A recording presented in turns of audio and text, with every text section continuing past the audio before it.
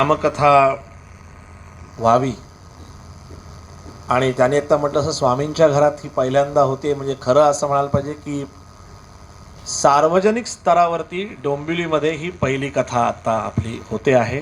काही लोक ज्याला नतद्रष्ट असं म्हणतो आपण, की जे नको ते नेमकं ते बोलतात, बुद्धिभेद करण्याचंच काम करतात आणि नको त्या गोष्टी हायलाईट होऊन आपण सुरुवातीला आपल्या संस्कारांच्या मुळं त्यांना अनुल्लेखाने मारत असतो की जाऊ दे, लक्ष द्यायचं नाही, अशा लोकांकडे लक्ष द्यायचं नाही. पण मग असं सगळ्यांनीच केलं तर कसं व्हायचं? तेव्हा कुठेतरी जर आता आपण गप्प बसलो तर पुढच्या पिढीला त्यांचं खरं वाटायला लागेल. झालं असं की दासबोधाचं समर्थांचा प्रचार प्रसाराचं कार्य करता करता अनेक अनुभव येत असतात, अनेक माणसं भेटत असतात, अनेकांना अनेक प्रश्न असतात. जसं समर्थांच्या कीर्तनानंतर मला एक हमखास प्रश्न विचारला जातो की समर्थ जे लग्नाच्या मंडपातनं पळाले त्या बाईचं पुढे काय झालं. तसा इथे हमखास प्रश्न की सीतेचं त्यांनी गर्भवती असताना जो त्याग केला तो नक्की काय. अनेकांच्या मनात उत्सुकता, कुतूहल, कोणाला खेद आणि इतके टोकाला जातं की आम्ही रामाचं काही करत नाही का, तर त्यांनी असं केलं. इथपर्यंतच्या शेड्स मला या प्रवासात बघायला मिळाल्या. आणि मग कुठेतरी समर्थांचं स्मरण करून मी समर्थांचीच दुसरं कोणाचं घेणार की नाही, हे कुठेतरी पोचलं पाहिजे पुढच्या पिढीपर्यंत. आज तुम्ही इतक्या छान संख्येनं उपस्थित आहात आणि अजून 2 दिवस रामकथा अशी होईल, तेव्हा आत्ता काही प्रश्न तुमच्या मनातले ते आत्ताच क्लिअर करतो. काही जणांच्या मनात असं असेल की 3 दिवसात रामकथा कशी होणार, असा एखादा प्रश्न असू शकतो आणि तो चुकीचा आहे असं नाही आहे. पण आपण नेमक्या पद्धतीनं एक वेगळाच त्यातला एक पार्ट घेतला आहे जो आत्ताच्या तरुणांनी ऐकणं अत्यंत गरजेचं आहे. आपणही ऐकणं गरजेचं आहे. काय होतं की आज अयोध्येला छान राम मंदिर उभं राहत आहे, हा सगळा विषय आहे. पण आताची जी जनरेशन आहे, म्हणजे मी म्हणेन की माझ्या नंतरची जनरेशन, त्यांना ह्या काही जे काही एकूण घोळ जन्माला घातलेले आहेत काही लोकांनी, या घोळाचं प्रत्यंतर असं होतं की नको तो आम्हाला देव, इथपर्यंत ते पोचलं. आणि हे जेव्हा असे अनुभव यायला लागले तेव्हा म्हटलं नाही, आता कुठेतरी याची आपण योग्य ती काय आहे त्याची सुरुवात करायला हवी. पण कुठलीही गोष्ट ही सद्गुरूच्या कृपेविना होत नाही, हा तुम्हालाही अनुभव असेल. मी खरंच सांगतो की रामकथेला सुरुवात करण्या अगोदर मी माझी नेहमीची अट आहे, तुम्हाला माहिती आहे, जे ऐकायला येतात ती पहिली अट म्हणजे गंभीर बसू नका. ही माझी पहिली अट असते, कारण आपल्याला पटकन असं वाटतं की बापरे आता काय. कारण काही जे छान गोष्टी असतात त्याला प्रतिसाद द्यावासा वाटला अगदी मनमोकळेपणाने द्या. कारण असं होतं की कथेत एखादा मुद्दा आवडला तर टाळी वाजवायची की नाही, एखाद्या ठिकाणी हसायला आलं तर हसायचं की नाही, असे कुठलेही मनात निकष ठेवू नका. आणि अनेकांच्या चेहऱ्यावर दिसतंय की ह्यांच्या हाताला काय झालंय तेही सांगून टाकतो. काही विशेष नाही आहे, माझाच हात माझ्याच गाडीवर उतरताना ठक्कन आपटला, त्यामुळे त्याला एक सूज आली आणि त्याच्यानंतर डॉक्टरांनी सांगितलं काही विशेष नाही आहे, एक्सरे काढून झालेला आहे. आणि ते म्हणाले की एक विश्रांती घ्यावी लागेल हाताला. पण नेमकं सज्जनगडावर शिबिर असल्यामुळं मला परत गाडी 8-10 तास ड्राईव्ह करावी लागली आणि आता व्यवस्थित आहे, काही प्रॉब्लेम नाही आहे. पण मला छाटी नेसता येत नव्हती, कारण मागे गाठ मारता येत नव्हती, म्हणून मी आज आमच्या रामदासी छाटीमध्ये नाही आहे. तेव्हा आता आपण माझ्या कथेपेक्षा रामाच्या कथेकडे वळूया. काय झालं की नेमकेपणानं आपण सगळे ऐकायला आलात त्याच्याबद्दल खूप कौतुक. कारण कथा हा शब्दच इतका सुंदर आहे की आपण कथा ऐकायला जातो, कथा श्रवण करावी. आणि समर्थांनी तर म्हटलंय की समस्तांमध्ये कथा गोड ही राघवाची. समर्थांनी म्हटलंय राघवाची कथा गोड. बरं, त्याच्या अगोदर श्लोकात ते काय म्हणतात, कथा शंकराची, कथा पार्वतीची. म्हणजे या ज्या सगळ्या कथा आहेत या काही वाईट आहेत, कमस्थल आहेत असा मुद्दा नाही. मग त्यांनी असं का म्हटलं की समस्तांमध्ये गोड कथा राघवाची. आज तुम्ही सगळे अभ्यासू चिंतनशील लोक आहात. काय होतं की आपला मनुष्य स्वभाव आहे, आपण पटकन कुठलीही गोष्ट, हां रामकथाना आम्ही ती ऐकली असं आपण पटकन म्हणून मोकळे होतो. पण खऱ्या अर्थाने सज्जनो, कथा ही आपल्या मनावर संस्कार करत असते, बुद्धीला प्रेरणा देत असते. आणि त्याच्यामध्ये जे कथन होतं त्या कथेला आपण खऱ्या अर्थाने जर श्रवण केलेलं असेल तर त्याच्यात बदल अभिप्रेत आहे. मी ऐकली पण माझ्या जर जीवनात आणि वागण्यात त्याचा काही बदलच होणार नसेल तर मी ऐकलं काय?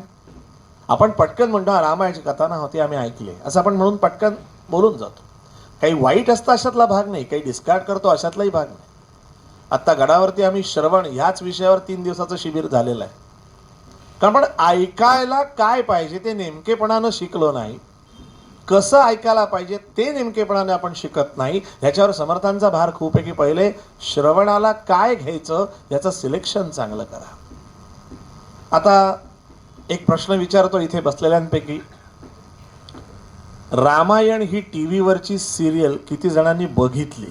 त्याने हात वर करा अख्खा.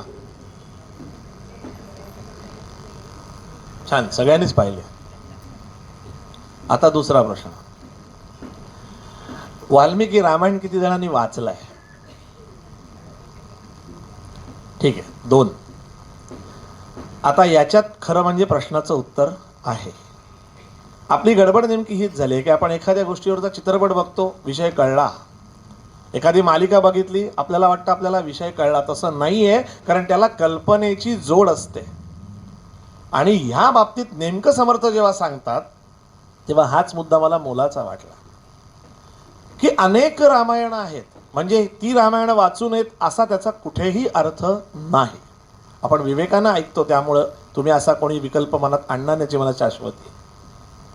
पण जर मला पुढच्या पिढीपर्यंत खऱ्या अर्थानं रामाचं चरित्र पोचवायचं असेल, रामाचं चारित्र्य अभ्यासायचं असेल आणि ते पुढच्या पिढीपर्यंत पोचवायचं असेल तर मला काहीतरी बेस असला पाहिजे.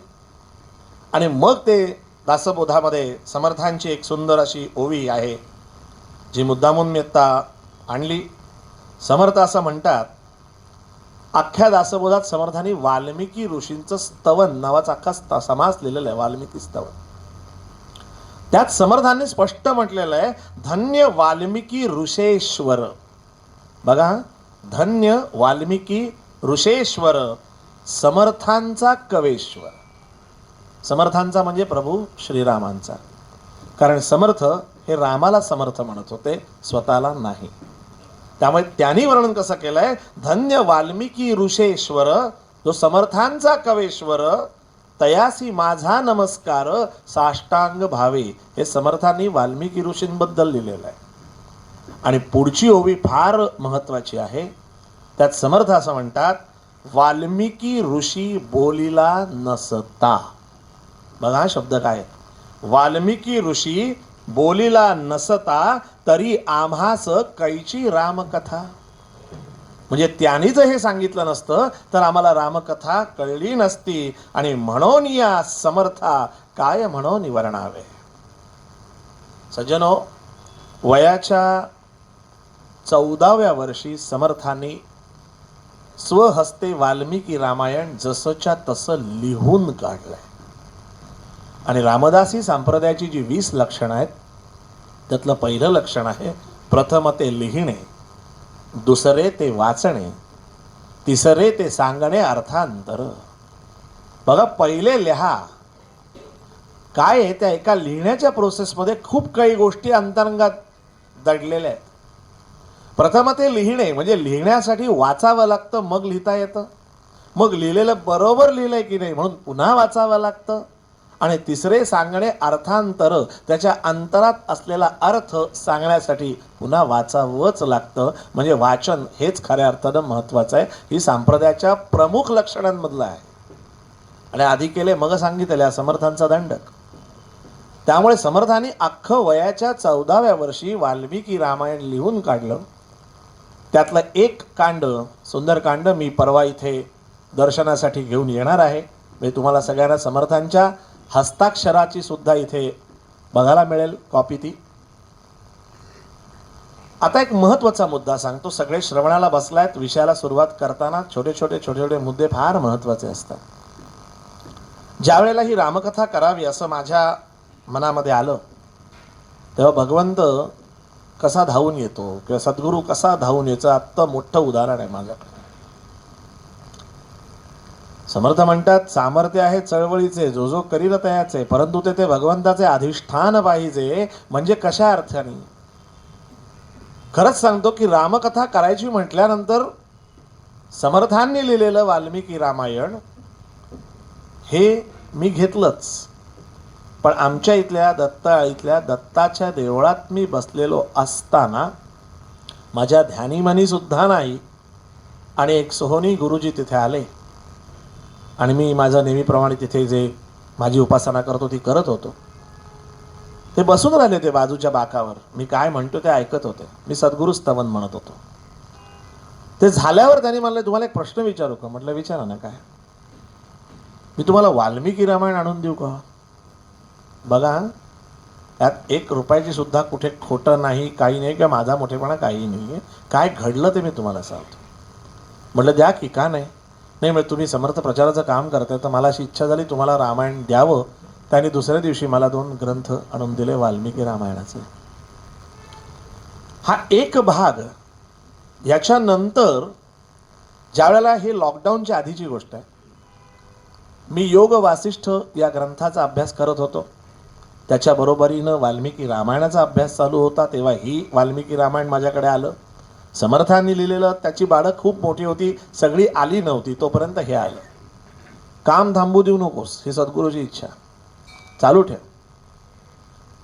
आणि तुमच्या एक मुद्दा आत्ता सांगावासा वाटतो, जो मी हल्ली कीर्तनात आवर्जून सांगतो, जो वसिष्ठ ऋषींनी रामाला सांगितला. ते म्हणाले रामा, ऐकायला जो बसतो त्याच्यासाठी हा शब्द गरजेचा आहे. म्हणजे कुठला? म्हणजे आत्ता जर मी विचारलं की आजची इथे उपस्थिती किती, तर पटकन सांगाल की बाबा 150-200 लोक आहेत. आणि मागपर्यंत छान भरलं आहे, एवढी आपण पटकन डोकी मोजतो. 150-200 लोक होते. हा झाला फक्त इथे हजर असलेल्या लोकांचा. त्याने सांगितलं इथे असताना ऐकण्याच्या स्थितीत किती जण आहेत ती उपस्थिती. काय स्टार्ट आहे लक्षात घ्या. तेव्हा ज्ञान सुद्धा अस्थानी देऊ नये. म्हणजे जर मी आता या व्यासपीठावर बसलेलो आहे तर हे माझ्या सद्गुरूने दिलेलं मला स्थान आहे, यात माझं काहीही नाही. पण जर मी या स्थानावर बसलेलो असेन तर माझ्या श्रोत्यांचं चित्त तिथे आहे की नाही, त्यांची ती ऐकण्याची स्थिती आहे की नाही. उप म्हणजे च्या जवळ. ते ऐकण्याच्या म्हणजे खऱ्या अर्थानं मनापासून अंतःकरणापासून ऐकतायत की नाही तेव्हाच ज्ञान दे, अदरवाईज देऊ नको. असा एक प्रकाश जसा पडतो ना आपला, तसा तो प्रकाश पडला की भगवद्गीता एवढ्या वेळा अर्जुन आणि कृष्ण एकत्र होते तेव्हा का नाही सांगितले? कुरुक्षेत्रावरच ती शेवटची 40 मिनिटाचा तो महा एपिसोड का केला? कारण त्यावेळेला अर्जुनाच्या समोर जेव्हा दिसत होतं चित्र, की अरे इथे समोर आजोबा आहेत, चुलत भाऊ आहेत, सगळे नातेवाईक आहेत, त्यांच्यावर जीवन मरणाचा जेव्हा प्रश्न आला तेव्हा भगवंतानं ओळखला की आत्ता अर्जुन ऐकण्याच्या स्थितीत आहे, तेव्हा गीता सांगावी. दुपारची छान झोप झाली आहे. 4 ते 6 तसाही काही वेळ जातच नाही. चला गीतेच्या क्लासला जाऊ. गीता अंतरात उतरली पाहिजे ह्याच्यासाठी सांगतोय. माफ करा, म्हणजे मला कोणाला हे करायचं नाही, पण एक विचार म्हणून सांगतो की ती भगवद्गीता आहे, ती कोणाचं आहे? ते कृष्णाचं आहे. तसं इथे गुरु शिष्यांची लेवल काय आहे? गुरु वसिष्ठ आहेत आणि शिष्य प्रभू श्रीराम आहेत. आणि तेच समर्थ आपल्याला दासबोधात सांगतात, गुरु शिष्याचा संवाद हा कधी होतो? जेव्हा तुम्ही खऱ्या अर्थानं पोटतिडकेपासून ते ऐकण्याची आस असते, शिकण्याची आस असते, तेव्हाच ते सांगावं, तरच ते उतरतं, नाही तर ते अस्थानी ठरतं. आणि मग योग वासिष्ठ ग्रंथाचा अभ्यास, एकीकडे वाल्मिकी रामायण आमचं दासबोध तर आहेच, आणि मग जे काही एक एक गोष्ट सापडायला लागली. सज्जनो, आता तुम्ही त्या स्थितीत आलेला आहात हे निश्चित. आता आपण मूळ विषयाला सुरुवात करू की अनेकांचे पहिले काही गैरसमज दूर करतो. की बऱ्याच लोकांना असा प्रश्न आहे की वाल्मिकी रामायण वाल्मिकी ऋषींनी आधी लिहिलं आणि मग घडलं, असा काही लोकांचा समज आहे. ठीक आहे, आता वाल्मिकी रामायण कोणी वाचलं नाही आहे, पण याच्या पुढे जेव्हा संधी मिळेल ते जरूर वाचा. फारच म्हणजे एकच क्रायटेरिया खरं म्हणजे मगाशी माधवीताई बोलल्या ते अगदी बरोबर आहे की समर्थ ज्याला आराध्य दैवत करतात समर्थ, तेव्हा विचार करा राम काय असतील. एक छोटा फरक अजून वाचनामुळे अभ्यासामुळे येतो. गुरुगीतेचा अभ्यास समर्थांनी सांगितलेला आहे दासबोधात करायला, तोही आपल्याकडनं समर्थांनी करून घेतलाय. त्याच्यात एक महत्वाची गोष्ट आहे, समोर स्वामी आहेत, सद्गुरूंना कधीही अरे तुरे करायचं नसतं, शंकरानं सांगितलेलं आहे. त्यांना नेहमी आहो जाओ म्हणा. बघा हा, सद्गुरूचं स्थान नेहमी आहो जाओ. मी स्वामींकडे आलो, मी समर्थांकडे गेलो, मी गजानन महाराजांकडे गेलो, मी शंकर महाराजांकडे गेलो, पण माझ्या रामाकडे गेलो आणि माझ्या कृष्णाकडे गेलो. हे का? हा फरक लक्षात घ्या. तो भगवंत आहे आणि ते सद्गुरू आहेत. आणि समर्थाने स्पष्ट दासबोधात म्हटलेलं आहे की जयास वाटे भगवंत सद्गुरूनी मोठा तो करंटा. हे गुरुगीता शिकल्यानंतर लक्षात येतं की शंकरानं पार्वतीला जे गुह्य ज्ञान दिलं, खऱ्या अर्थाने मी तुम्हाला सांगतो, रामाप्रती आपलं प्रेम वाढीस सद्गुरू लावत असतो. हे त्यातलं खरं कारण आहे. जो प्रकाशात येतो आणि स्वतः अप्रकाशित राहतो, हा गुरुतत्वाचा विषय नंतर कधीतरी मी परत एकदा मांडे.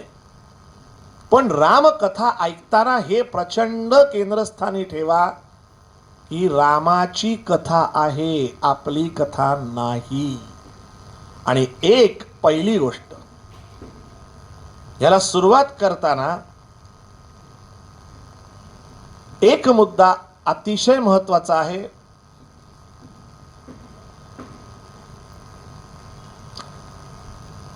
एक मुद्दा अतिशय महत्वाचा असा आहे, कारण हे पहिला दिवस आहे म्हणून मी आज हे कन्सेप्ट क्लिअर करून घेतोय की रामकथा ही एका मानवाची कथा आहे. हे पक्क ध्यानात ठेवा. ते प्रभू श्रीराम आहेत, त्यात वाद नाही, पण ती का मानवाची कथा आहे हे वाल्मिकी ऋषींनी स्ट्रेट म्हटलेलं आहे. आणि हे मी का सांगतोय, कारण जसं जसं रामाचे गुण आपल्याला कळायला लागतात आणि मग आपल्याला एक अलगट मनात असा विचार येतो, बापरे एवढं काही आपल्याला जमेल असं वाटत नाही. आणि तेव्हा आपण एक अलगद वाक्य टाकतो, तो काय देव आहे, शेवटी त्याला जमणारच ना. ही सुटका इथे नाही. त्यामुळे वाल्मिकी रामायणामध्ये राम ही एका मनुष्याची कथा आहे. ती देवत्व त्याला प्राप्त झालेलं आहे. पण म्हणजे काय, त्या कथेतनं आपण हे घ्यायचंय की ह्याच्यातनं मी अपग्रेड होऊ शकतो, मी डेव्हलप होऊ शकतो. आणि एक विष्णूनं माणसाच्या रूपात येऊन एक माणूस म्हणून तुम्ही काय काय करू शकता, तुमची काय क्षमता आहे, काय व्याप्ती आहे, ही सगळी रामानं करून दाखवली आहे. हे आपल्या समर्थाने नेमकेपणानं हेरलंय. आता आपण ऐकायला बसतो. बघा हा साधा मुद्दा आहे. मी काही मुद्दे आता क्लिअर का करतो, कारण पुढच्या 2 दिवसात तुम्हाला त्याचा खूप समजेल कसा सिक्वेन्स की आपण आता इथे ऐकायला आलोय. आता जास्तीत जास्त मी सावध कसा होईन. समर्थांनी म्हटलं अखंड सावधान असावे, चित्त कदापि दुश्चित्त नसावे. पण मनुष्य स्वभाव की जरा मधनं कोणी इकडनं तिकडनं गेलं तरी आपण हे जे बघतो ना हे पाहू नका, कारण ते तुमच्या नुकसानीच आहे. स्वामीने सगळ्यांची कृपा सगळ्यांची आहे, स्वामीने सगळ्यांची बसायची व्यवस्था केलेली आहे, काही प्रॉब्लेम नाही. पण हे कॉन्सन्ट्रेशन का गरजेचं आहे, कारण आता जो मी मुद्दा सांगणार आहे की वाल्मिकी ऋषींनी असं स्पष्ट ज्या वेळेला तो एपिसोड जो सगळ्यांच्या मनात आहे तो आत्ताच क्लिअर करतो की सीतामाई त्यांच्या आश्रमाच्या जवळ आली, ती गर्भवती होती आणि जे आपल्या मनात तेच त्यांच्याही मनात आलं. बघा हा नीट बारकाईनं ऐका. आता फरक कसा, ते वाल्मिकी ऋषी आहेत, आपण सामान्य आहोत. मनात आलं पण रामाने असं कसं केलं, आपली एवढी छान गर्भवती पत्नी तिला असं जंगलात माझ्या आश्रमाच्या काही अंतरावर सोडून गेले आणि असं कसं केलं, ती भगवती आहे. हे त्यांच्या मनात आलंय, हा लक्षात घ्या. आणि त्यावेळेला त्यांचे सद्गुरू बरोबर त्यांच्यासमोर उभे राहिले. म्हणून मी मगाशी सद्गुरूची महती का सांगितली. आता वाल्मिकींचे सद्गुरू कोण? नारद मुनी. कारण त्यांनी त्यांना नामाला लावलं आणि एका प्रचेताचा वाल्मिक झाला. त्याने सद्गुरू, शेवटी सद्गुरूच ते म्हणले बोला काय मनात आहे. विचार करा, आपण मनात आल्यानंतर समोरच्याला किती पटकन प्रश्न विचारून मोकळे होतो. शिकण्यासारखी गोष्ट ही आहे. म्हणून मी मगाशी म्हणलं की मुद्दे मी आज का सांगतोय, कथेला का अवधान द्यावं, हा विवेक करावा की जो वाल्मिकी ऋषींनी केला की माझ्या मनात आलंय खरं, पण ते रामाबद्दल आलंय. सो रामाबद्दल कुठले स्टेटमेंट करण्या अगोदर आपण थोडं थांबून विवेकानं विचार केला पाहिजे आणि ढकलून देतो बघा हेच खरं. फेसबुकवरती नको त्या ठिकाणी आपले वेळ खूप आपण वाया घालवतो, पण ज्याला हा प्रश्न विचारायला पाहिजे त्याला आपण विचारत नाही. आपली जिज्ञासू वृत्ती जी आहे ती आपण उगाच भरकटवून टाकतो. त्यांनी नारद मुनींना असा प्रश्न विचारलाय, तो प्रश्नही मी इथे आणलाय. त्यात त्यांनी क्लिअर असं विचारलंय, कोण गुणवान कश्च वीर्यवान धर्मज्ञश्च कृतज्ञश्च सत्यवाक्यो दृढव्रताः. आणि हे म्हणजे आधी लिहिलं आणि मग घडलं हा गैरसमज दूर करून टाका. सांप्रतम लोके कोण असा गुणवान आहे, वीर्यवान आहे, धैर्यवान आहे, कृतज्ञश्च आहे, सत्यवाक्य आहे आणि दृढव्रती कोण आहे, हा प्रश्न त्यांनी नारद मुनींना विचारलेला आहे. आणि त्याच्यावर नारद मुनींनी मी एक लिस्टच आणली आहे मुद्दामून.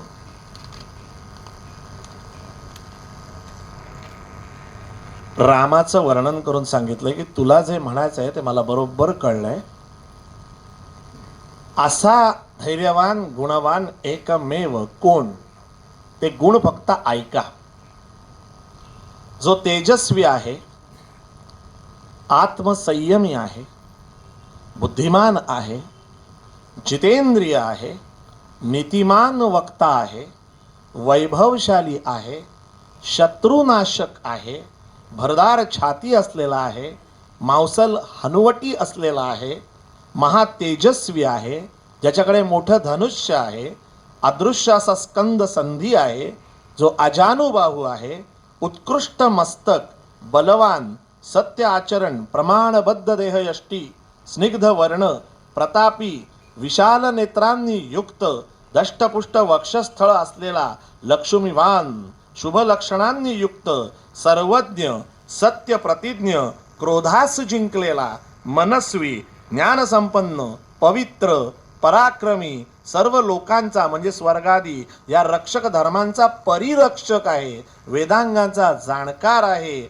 शास्त्रात पारंगत आहे, शास्त्रातला गूढ तत्वज्ञान ज्याला कळलेला आहे, जो प्रतिभावान आहे, सर्व लोकांना प्रिय आहे, सज्जन आहे, बहुश्रुत आहे, सभ्य आहे, समदर्शी आहे, शूर आहे, प्रियदर्शनी आहे, सर्व गुण संपन्न आहे, कौशल्याचा आनंद वृद्धिंगत करणारा आहे, समुद्रासारखा गंभीर आहे, हिमालयासारखा धैर्यवान आहे, विष्णूसारखा पराक्रमी आहे, बृहस्पतींसारखा बुद्धिमान आहे, क्रोधामध्ये प्रलय काळातील अग्नीसारखा आहे, क्षमा करण्यात पृथ्वीसारखा आहे, धनाचा व्यय करण्यात कुबेरासारखा आहे, सत्य बोलण्यात साक्षात धर्मच आहे आणि तो एकमेव फक्त राम आहे. मला सांगा, वाचता वाचता धाप लागते हो. आणि त्या रामावर जो कोणी बोलावं, काही बोलावं, कसं काय आपल्यासारख्या ज्याच्या अंतःकरणात राम वसलेला आहे त्याला हे कसं काय सहन व्हायचं ना. आणि हे ऐकल्यानंतर म्हणाले, तुझ्या जे मनात आलंय ते मला कळलंय, म्हणून ते सद्गुरू आहेत. तू हे का विचारलंयस ते मला माहिती आहे. आणि त्याच्या अगोदर त्यांनी सांगितलं की आता तुला खऱ्या अर्थाने रामायण लिहायची वेळ आलेली आहे. सज्जन, मगाशी म्हटलं ना की सद्गुरू कसा उपलब्ध होतो, कारण त्यांची पहिले उपस्थिती पाहिली. ती उपस्थिती झाल्यानंतर तुम्ही ऐकलं असेल की एका पक्षाला त्यांनी जो शाप दिला तो शाप सुद्धा छंदोबद्ध शाप झाला. आणि हे सुद्धा त्यांना कधी कळलं, कुटीत परत आल्यावर कळलं वाल्मिकी ऋषींना, अरे आपण शाप दिला पण तो एका छंदातला आहे. आणि त्यावेळेला ब्रह्मदेवानं येऊन त्यांना सांगितलं की तुझ्याचकडनं रामकथा होणार आहे, तूच आहेस तो सिलेक्ट केलेला, आणि पृथ्वीच्या अंतापर्यंत ही रामकथा अशीच चालू राहील. किती युग आली तरी, काही झालं तरी रामकथा ही कधीही संपणार नाही. म्हणून समर्थांनी धन्य तो वाल्मिकी ऋषेश्वर म्हटलेलं आहे.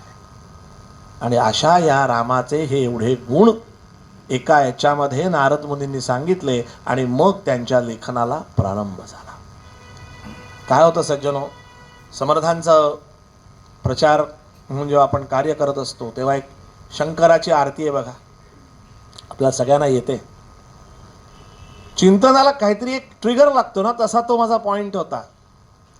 त्यात शेवटी आहे बघा, शतकोटीचे बीज वाचे उच्चारी, रघुकुळ टिळक राम दासाच्या अंतरी, म्हणजे दास अंतरी. मनामध्ये आलंय शतकोटीचं बीज काय आहे. मग काही कथा आपण ऐकत असतो. तशी एक कथा आली की या वाल्मिकी ऋषींनी असे जे रामाचं चरित्र लिहिलं ते शतकोटी आहे. दासबोधातही समर्थांनी म्हटलेलं आहे, उपराट्या नामासाठी वाल्मिकी तरला उठावटी, भविष्य बदला शतकोटी चरित्र रघुनाथाचे. मग ते शतकोटी म्हणजे काय, तर त्याच्यावरची एक कथा आहे की प्रत्येकानं म्हणजे मानव, दानव आणि देव तिघांनी क्लेम करायला सुरुवात केली, हे आमचे आहे. 100 कोटी सगळे गेले शंकराकडे. आणि मग शंकर म्हटला काय करायचं, तुमची भांडणं होत आहेत ना, ठीक आहे मी असं करतो, मी हे सगळं तुमच्यात समसमान वाटणी करतो. म्हणून त्यांनी 100 कोटीचे 3 केले, 33 कोटी, 33 लाख, 33,333 समसमान वाटले. आता उरली 32 अक्षरं. आता त्या 32 अक्षरामध्ये ते म्हणले परत आता ही ऑड फिगर झाली, कसं करणार. मी असं करतो, तुम्हाला 10 देतो, आता जी 2 अक्षर आहेत तेवढी फक्त मी माझ्याकडे ठेवतो, बाकी सगळं तुम्ही घेऊन टाका. तिघाही म्हणले ओके, काही प्रॉब्लेम नाही. ती 2 अक्षरं म्हणजे रा आणि म. आता रामच काढून घेतला तर उरलं काय हो. बघा, एका आरतीतनं कुठे आपण विचाराने जाऊ शकतो. आता आपण काय करतो, पटकन असं खरंच घडलं असेल का नसेल, यार ते सोड रे, तुझ्या मुखात राम आहे का. काय म्हटलंय त्यांनी, शतकोटीचं बीज वाचे उच्चारी, तो रघुकुळ टिळक राम या दासाच्या अंतरी. आपण नेमकं ते न करता बाकीच्या गोष्टींवर दंभ वाद विवाद घालत बसतो. आणि मग समर्थ मना श्लोकात म्हणतात की क्रमी वेळ जो तत्वचिंतानुवादे, म्हणजे तो खरा करायचा तर न लिंपे दंभवादे विवादे, त्यापेक्षा करी सुख संवाद जो उगमाचा, जगी धन्य तो दास सर्वोत्तमाचा. मग तो उगमस्थान हे बीज मंत्र आहे राम. मग चिंतनाला यायला लागलं की मग राम म्हणजे नक्की काय. सज्जनो, वाल्मिकी रामायणामध्ये वसिष्ठ ऋषींनी या 4ही मुलांचं नामकरण केलं. त्याच्यामध्ये त्यांनी रामनाम हे खरं म्हणजे काय आहे, समर्थांनी तर फार सुंदरच वर्णन केलेलं आहे. आपण म्हणतो बघा, एखाद्यामध्ये मी तन्मय झालो, तसं रामामध्ये, रामनामामध्ये आपण आनंदमय होतो, हे पक्क ध्यानात ठेवा. बघा, तुमच्यापैकी अनेकांना ही अनुभूती असेल की आपण नाम घ्यायला लागलो की थोड्या वेळा असं वाटतंय नाम थांबूच नाही, आपण अजून थोडं करूया. घाई गडबडीतलं नामही फुकट जात नाही बरं का. पण खऱ्या अर्थाने जर नामाला बसलो तर बरोबर तुम्हाला त्याचा अनुभव येतो. आता आपण फक्त 13 वेळा इथे रामनाम घेणार आहोत, कारण जिथे अशा पद्धतीची कथा होते तिथे गुरुतत्व आलं पाहिजे, कथा ऐकायला मारुतीराय आला पाहिजे, आणि मारुतीराय येण्यासाठी रामनाम हे व्हायला पाहिजे. तेव्हा सगळे छान ताट बसा. समर्थांनी सांगितल्याप्रमाणे आपण 13 अक्षरी मंत्र आहे. मी सांगतो, तुम्ही म्हणा. एक विशिष्ट टेम्पोमध्ये त्या म्हटलं की तुम्हाला हा प्रत्यय येतो. डोळे छान बंद करा, ऐका आणि म्हणण्याचा प्रयत्न करा. सगळे रेडी आहात. श्रीराम जय राम जय जय राम. मोठ्यांदा. श्रीराम जय राम जय जय राम.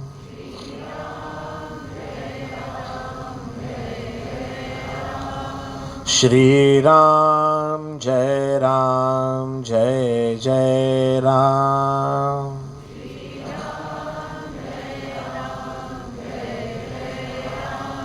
श्री राम जय जय राम।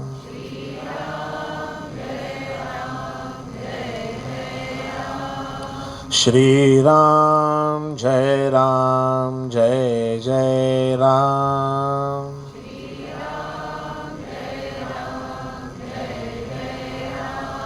श्री राम जय जय राम।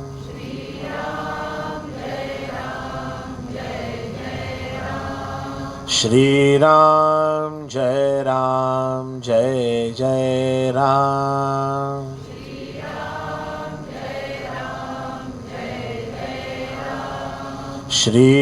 राम जय जय राम।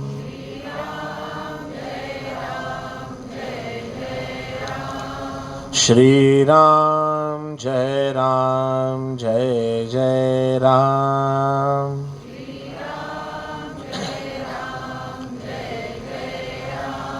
श्री राम जय जय राम।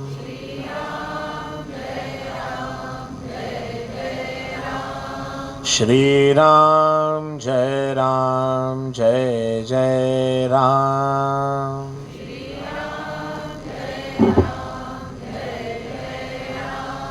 जय जय रघुवीर समर्थ।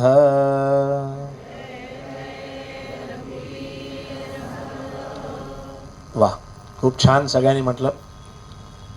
बघा आता हे जे साधं रामनाम आहे यातला हा राम वसिष्ठ ऋषींनी ज्यावेळेला ते बाळ हातामध्ये घेतलं आणि त्याच्यावरती जी काही भाग्याची लक्षणं दिसली, कारण वसिष्ठ ऋषी सद्गुरू ब्रह्मर्षी, आणि पटकन त्यांच्या मुखातनं नाव बाहेर आलं राम. काय आहे हे राम? याची फोड अशी आहे, र अधिक अ अधिक म. बघा हा, शतकोटीचं बीज, बरोबर इथे त्याचं वर्णन आहे. अग्निबीज, त्याच्यानंतर सूर्यबीज आणि चंद्रबीज, या तिघांचं प्रतीक म्हणजे एक फक्त राम. किती सुंदर आहे. आणि समर्थ याचं वर्णन कसं करतात, काय आहे, समर्थांनीच सांगावं खरं म्हणजे. समर्थ म्हणतात हे रामनाम कसं आहे, किती सोपं आहे, छोटं आहे, म्हणाला किती सोपं आहे आणि काही वेगळं करायची गरज नाहीये. आणि म्हणून समर्थ म्हणतात बहु चांगले नाम या राघवाचे. पुढे बघा, अति साजिरे स्वल्प सोपे फुकाचे. की ते अति साजीर आहे, नुसतं नाही, खूप छान गोड आहे. त्याच्यानंतर स्वल्प म्हणजे छोटं आहे. त्याच्यानंतर काय म्हणतात, म्हणाला सोपं आहे आणि फुकटचं आहे. म्हणजे त्याला काही खर्च नाही आहे ते घेण्यासाठी, वेगळा काही तुम्हाला व्यय करायचा नाही. आणि पुढे म्हणतात करी मूळ निर्मूळ घेता भवाचे. जीवा मानवा हेची कैवल्य साचे. जय जय रघुवीर समर्थ. समर्थाने स्पष्ट असं म्हटलेलं आहे की जे छोटं आहे, गोड आहे, स्वल्प आहे, फुकटचं आहे आणि कैवल्याची प्राप्ती करून देणार आहे, असं हे राम नाम आहे. बघा, एक वसिष्ठ ऋषींनी ठेवलेलं नाम. मी आज का सांगतोय की ह्या सगळ्याचा हळूहळू कथेत कसा भाग आहे बघा. वाल्मिकी ऋषींनी यांची जी नावं ठेवली त्याचं विश्लेषण वसिष्ठ ऋषींनी ठेवलेली की पहिला राम. राम म्हणजे काय, तर हे आत्ता आपण ऐकलं, आनंदमय नाम. कसं आहे, ते वसिष्ठ ऋषी येतो, त्यांना सगळंच कळलेलं आहे पुढे काय आणि काय नाही. आणि म्हणून ते सद्गुरू आहेत, त्यांना येणाऱ्या काळाची सगळी गती माहिती असते, आपल्याला ती माहिती नसते. आता बघा, छोटा विचार करा, अतिशय छोटा पण महत्वाचा. मगाशी म्हटलं ना कथा का ऐकायची. आता ही जेव्हा कथा होऊन गेली आहे, होऊन गेलेल्या गोष्टीवर जेव्हा आपण विचार करायला बसतो किंवा चिंतन करायला बसतो, तेव्हा आपण एक थर्ड पर्सन म्हणून त्या गोष्टीकडे बघतो. आणि मग त्यातलं काय चांगलं, समर्थांच्या भाषेत काय सार आहे, काय असार आहे, असा सारासार विचार विवेक आपण करू शकतो. पण आपल्या आयुष्याच्या बाबतीत बघा बरं, आत्ता आपल्या घरामध्ये, आपल्या प्रपंचामध्ये जे काही घडतंय त्याच्यावर आपला खरंच काही कंट्रोल आहे का? आपण त्याचं श्रेय घेत असतो भाग सोडून द्या, पण आपला खऱ्या अर्थाने कंट्रोल काही नसतो. ज्या गोष्टी घडायच्या आहेत त्या घडणारच आहेत. घडून गेल्यानंतर चांगल्या असतील तर थोडंसं श्रेय घ्यायला आवडतं, आणि वाईट घडलेल्या असतील तर नशिबाला दोष देऊन आपण मोकळे होतो. पण मूळ मुद्दा काय आहे? हातात काही नाही. पण अशी एक शक्ती ज्याला आपलं पुढचं सगळं माहिती आहे. तसं या वसिष्ठ ऋषींना दशरथ राजाला माहिती नव्हतं, पण त्यांना माहिती होतं इथे जन्माला कोण आलाय, हे लक्षात घ्या. त्या दृष्टीनं ते नामकरण केलेलं आहे. मी फक्त सांगतोय की फक्त राम या शब्दाचा अर्थ हा आहे. आता दुसरा मुद्दा, भरत. काय म्हटलं तर सिंपल नाव ना, भरत. नेहमी मी ते उदाहरण देतो. एकदा पु ल देशपांड्यांना शरद तळवलकर भेटायला गेले, तेव्हा ते पटकन म्हणाले, हा माणूस सरळच असणार. म्हणजे का? बघा ना, नावात कुठेही काना मात्रा वेलांटी उकार काही नाही. तसं याच्या बाबतीत आहे. भरत, बघा काना मात्रा वेलांटी काही नाही. रामात रात्री आहे, इथे तर काहीच नाही. मग या भरत या शब्दाचा अर्थ काय? तर सज्जनो, खरंच सांगतो, भरत या शब्दाचा अर्थ आहे विवेक आणि उत्कटतेचा संगम. आणि समर्थ बरोबर हे सांगतात, उत्कट भव्य तेची घ्यावे, मिळमिळीत अवघे टाकोनी द्यावे. आणि आपण नेमकं उलट करतो. आपण सतत समोरच्याचे दोष वेचत राहतो. अरे ते त्याचा मिळमिळीत हे तुला कळलंय ना, टाकून दे ना, विषय संपला. त्याच्याकडे भव्य काय आहे, त्याच्या अंतरात उत्कट काय आहे ते उचल ना. हे ॲब्झॉर्बेशन आपल्याकडे असायला पाहिजे. हे ॲब्झॉर्ब करता आलं पाहिजे आपल्याला. एक्झॅक्टली असा मनोवृत्तीवरती विचार करायची, म्हणून कथा ऐकायची असते. की आपण नेमकेपणाने बघा, नको त्या गोष्टींची चर्चा करतो, पण जे उत्कट भव्य आहे त्याचा अंगीकार करण्यासाठी ते माझ्या अंगात यावं अशी सद्गुरूला विनंती करत नाही. आत्ता गडावरती आम्ही निद्रा निरूपण याच्यावरती खूप छान तो समास घेतला होता. काही पेंगत असतील तर त्यांनी लक्ष द्यावं. निद्रा ज्या वेळेला येते तेव्हा समजावं कुठेतरी उपासनेत बाधा आहे, हे लक्षात घ्या. मनात वांचिरे पूर्व संचित केले, तयासारखे भोगणे प्राप्त झाले. ज्या अर्थी मुखात राम येत नाहीये त्या अर्थी आपलं पूर्वसंचित खराब आहे, हे 200% योग वासिष्ठावरून सांगतो. तुम्ही म्हणाचं उदाहरण काय? अहो मोठं उदाहरण आहे, वाल्मिकी ऋषी. त्याच्या मुखात राम येत नव्हता म्हणून त्याला उपराट घ्यायला लावलं. सद्गुरू किती किती सांभाळून घेतो की तुला येत नाही ना वाल्या, राम म्हणता चल तू मरा म्हण तरी पोचेल. तेव्हा असा प्रश्न पडतो की इतका वेळ डिस्कशन झालं दोघांमध्ये, त्यात कुठे राम असे शब्द नसतील का वाले? पण बघा कसं असतं की जोपर्यंत पूर्वसंचित चांगलं नाही तोपर्यंत या वैखरीवर म्हणजे जिभेच्या टोकावर राम ही पवित्र अक्षरं येत नाहीत. म्हणून आता आपण जो नाम घेतलं ना, आपल्या सगळ्यांचं पूर्वसंचित निश्चित चांगलं आहे म्हणून हे झालं. इथं बघा, ज्यांच्या नशिबी नसतं त्यांना आज ठरवून सुद्धा येता आलं नसेल. ऐनवेळी काहीतरी अडचण, श्रवणाला बसलो, ऐनवेळी अडचण कुठली? झोपेची. समजायचं हे खरं आहे, खोटं नाही आहे, सत्य आहे. आपण सगळे अज्ञानी लोक आहोत. समर्थ हे ज्ञानी होते. ज्ञान आणि अज्ञान दोनच टोकं असतं. घरी जाऊन जवळ दासबोध असेल तर निद्रा निरूपण वाचा. आणि ते कशाचं लक्षण आहे? मगाशी सांगितलं तसं आपण ऐकण्याच्या स्थितीतच येत नाही म्हणून ती निद्रा येते, हे लक्षात घ्या. निद्रा येऊन देऊ नका, सावधानतेनं ऐकायचं की राम हे जर मुखात यायचं असेल तर पूर्वसंचितच चांगलं असावं लागतं. तसा हा भरत काय आहे? जसा तो बीजमंत्र आहे तसं बीजमंत्राला अजून जोड कशाची हवी? विवेकाची आणि उत्कटतेची. उगाच त्या बंधूंची नावं ती नाही आहेत बरं का, लक्षात घ्या. वसिष्ठ ऋषींनी नामकरण केलंय, काहीतरी मिनिंग असणार ना, उगाच नाही ना काहीतरी इंटरनेटवर शोधून ठेवलेली नावं. अर्ध्यांना आपल्या पोरांची नावं सुद्धा माहिती नसतात, उच्चारता येत नाहीत धड. त्या दिवशी ठाण्यामध्ये रस्त्यावरनं एक बाई म्हणजे आई आपल्याच मुलाला हाक मारत होती, वेदांश, ए वेदांश असं तिने हाक मारलं. मला काही राहवलं नाही, म्हटलं जरा एक सचवू का का तो उच्चार ना वेदांश करा बरं का. इतकं छान नाव ठेवलं तर वेदांश का करता हो. तुम्हीच त्याच्या कानात वेदांश वेदांश हा आयुष्यभर वेदांशच होणार आहे म्हटलं. तो वेदांचा अंश जर असेल तर वेदांश सत्य आहे असा उच्चार असायला हवा. बघा बेसिक आहे की आज आपल्याला ह्या गोष्टी सुद्धा सांगायची वेळ आलेली आहे. पाहावे आपणास आपण म्हणजे कळेल ज्ञान. सांगायचा मुद्दा हा भरत काय आहे तर त्या बीजमंत्राला उच्चारण्यासाठी विवेक आणि उत्कटतेची जोड तो हा भरत. त्याच्यानंतर लक्ष्मण याचा अर्थ. लक्ष्मणाचा अर्थ असा आहे लक्ष्मीवांस लक्ष्मण. ज्याच्याकडे लक्ष्मी आहे तो लक्ष्मण. बघा थोडासा अभ्यास. कुठली लक्ष्मी आहे त्याच्याकडे. लक्ष्मणाचं चरित्र तुम्हाला माहिती आहे, तुम्ही रामायण सिरियल पाहिलेली. तो सतत रामाच्या मागे मागे आहे. पण तो का आहे आणि किती मागे आहे. सावलीला मागे पडेलो इतका मागे आहे. कारण त्याच्याकडे एक महत्वाची गोष्ट आहे ती म्हणजे दास्य लक्ष्मी आहे. ती लक्षात घ्या. रामदास.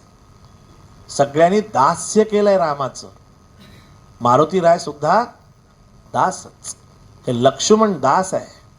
ती दास्य भक्तीची लक्ष्मी असलेला तो लक्ष्मण. म्हणजे राम नाम घेण्यासाठी भरतासारखा विवेक असावा लागतो भक्तीचा.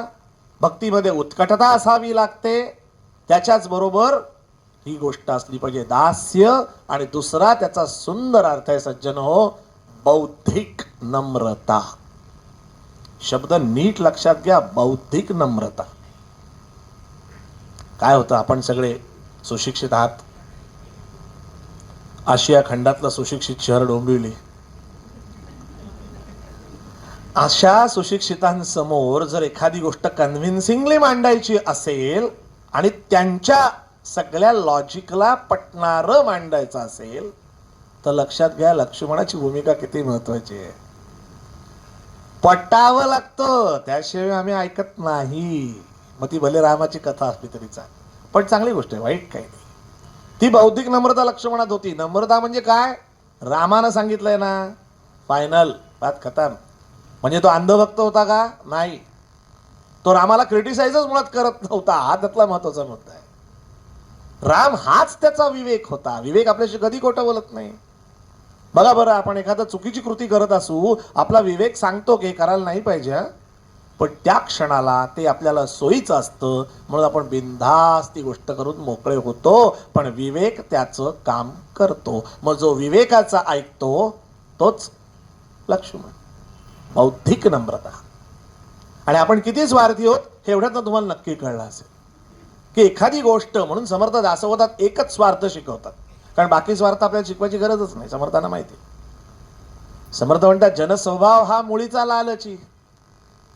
तो म्हणतो आधी मजला काहीतरी देव मग म्हणीन मी तुझला देव. काय समर्थांचं वर्णन आहे बघा. असे समर्थ सांगतात एकच स्वार्थ मनुष्यास ठेव. कुठला. श्रवण स्वार्थ. जास्तीत जास्त मला चांगलं ऐकायला कसं मिळेल. मी जेवढं चांगलं ऐकेन तेवढं मला मननासाठी मटेरियल मिळेल. मनन म्हणजे सूक्ष्मचिंतन. आणि मग सूक्ष्मचिंतन केल्यानंतर तिसरा मुद्दा येतो समर्थाने सांगितलेला निजध्यास म्हणजे सातत्य. बघा ऐकायला घेतलं की चांगलं मटेरियल मिळालं पाहिजे. सार काय असार काय याचा विवेक करता आला पाहिजे. आणि एकदा कळलं की हे समर्थ लिहित आहेत आपल्यामध्ये आली की नाही बौद्धिक नम्रता. समीर लिमे जाऊ दे समर्थ सांगतायत म्हणल्यानंतर पाहिलं. आणि असंच असलं पाहिजे. सद्गुरू आहेत ते. असं त्याच आहे. आणि ह्याच्यामध्ये अजून एक जबरदस्त मुद्दा तो म्हणजे शत्रुघ्न. आता सध्या एक व्हॉट्सअपवर लेख फिरतोय शत्रुघ्नाचा त्याग वगैरे. खऱ्या अर्थ शत्रुघ्नाचा काय माहितीये.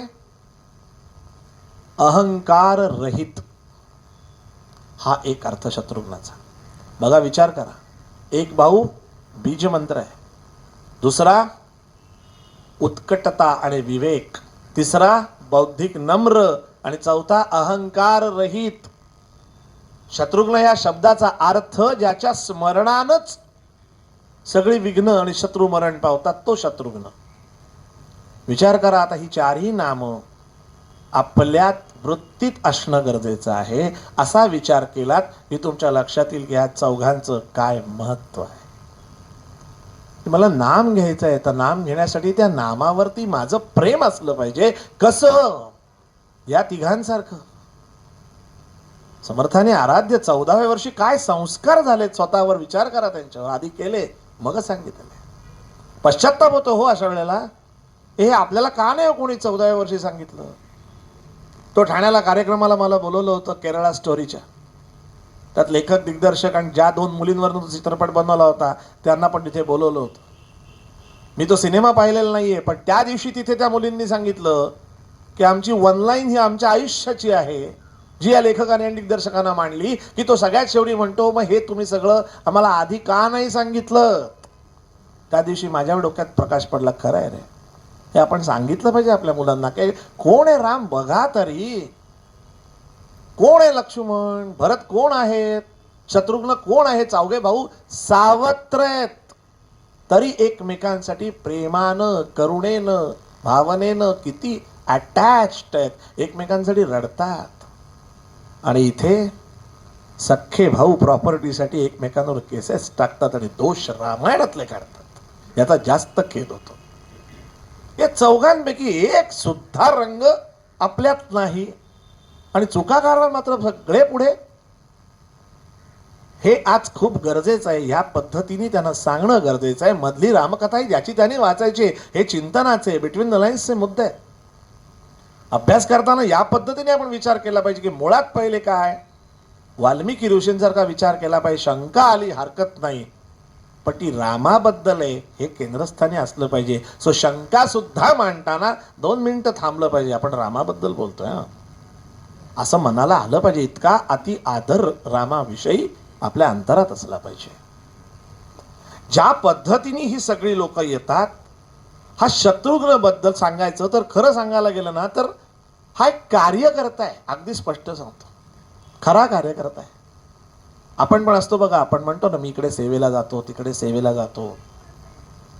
ही सेवा एखाद्या स्थळी जाऊनच फक्त करायची असते का? ही बिल्डिंगमध्येही करू शकतो. साधा एका बिल्डिंगमध्ये पाण्याचा पंप कोणी लावायचा याच्यावरनंही भांडणं होतात. आणि तीच माणसं नंतर सांगतात आम्ही गोंधळ्यात सेवेला जातो.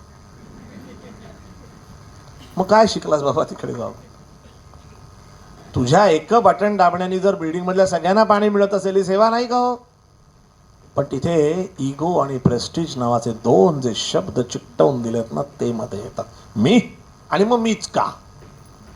आणि हिशोब काय? मेंटेनन्स सगळे सारखेच देतो, मग मी पंप का लावायचा? किती हीन दर्जाचे विचार करतो की नाही आपण? खरं सांगावं, किती फालतू गोष्ट आहे.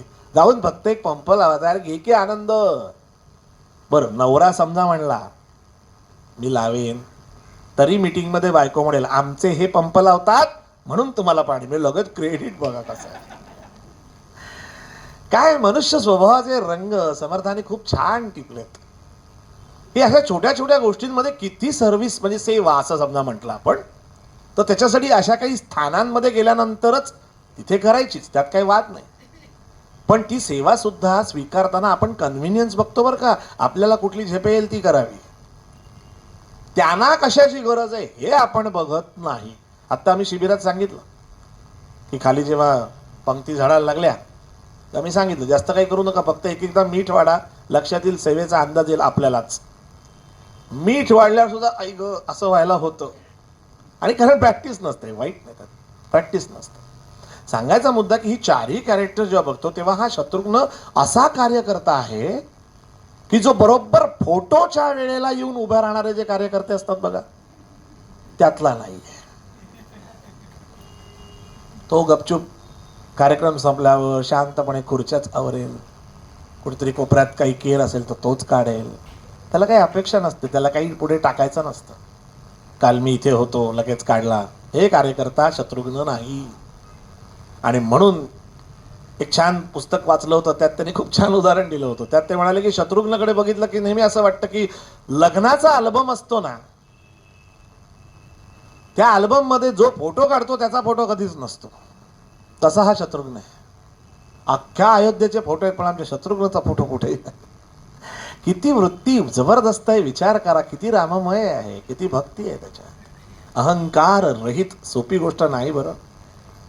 वनवासाला गेल्यानंतर लक्ष्मण त्याच्याबरोबर गेलाय, भरत त्याच्या पादुका घेऊन नंदीग्रामात बसलाय, पण हा काय करतोय? हा अख्खी अयोध्या मॅनेज करतोय, हे लक्षात घ्या.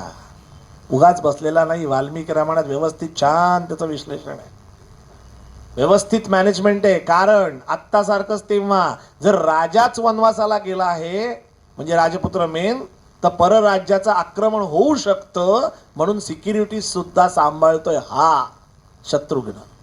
विचार करा, हे रामायणात आहे. अशी ही 4 जण वसिष्ठ ऋषींच्या आश्रमामध्ये शिक्षणासाठी गेले.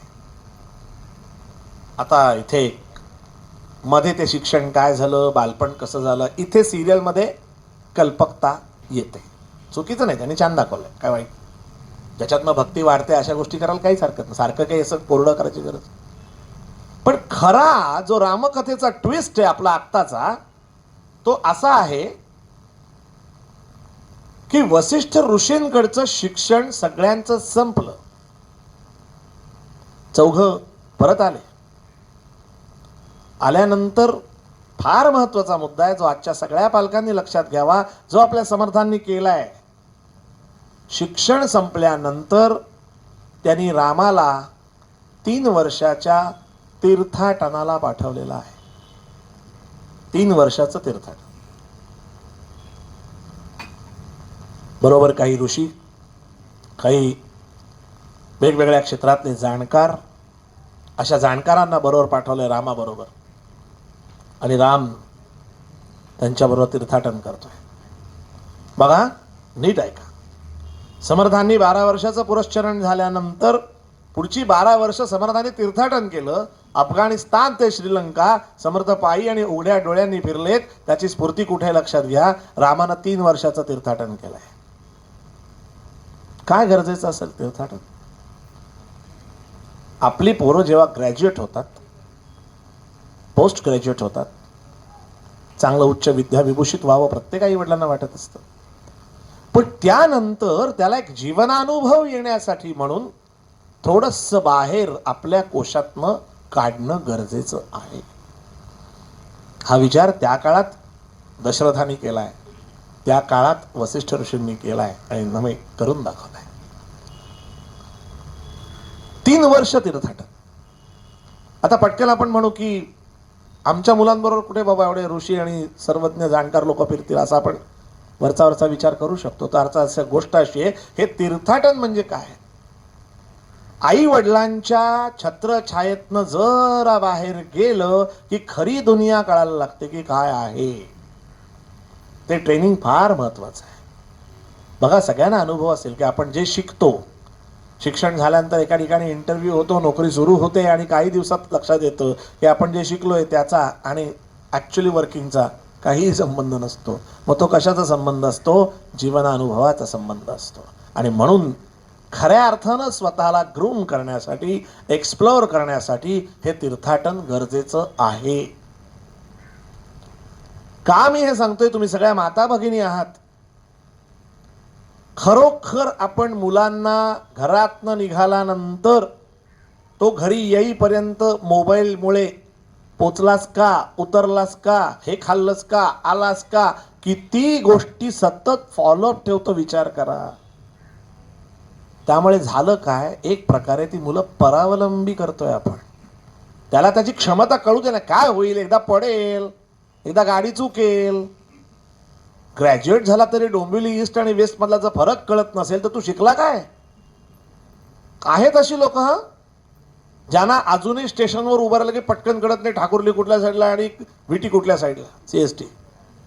का होतं? कारण एक असं घोडेछाप चालणं आयुष्याचं हे होऊ नये. कारण या रामाला पुढे राजा करायचा आहे.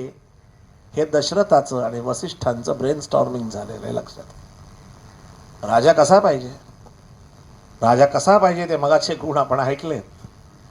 मग असा सगळ्यांना घेऊन राज्य विस्तार करणारा जर राजा हवा असेल तर तो काटेरी मुकुट त्याच्या डोक्यात घालायचा असेल तर त्याचा स्वतःचा विकास केवढा व्हायला पाहिजे या दृष्टीनं 3 वर्षाचं तीर्थाटन आहे.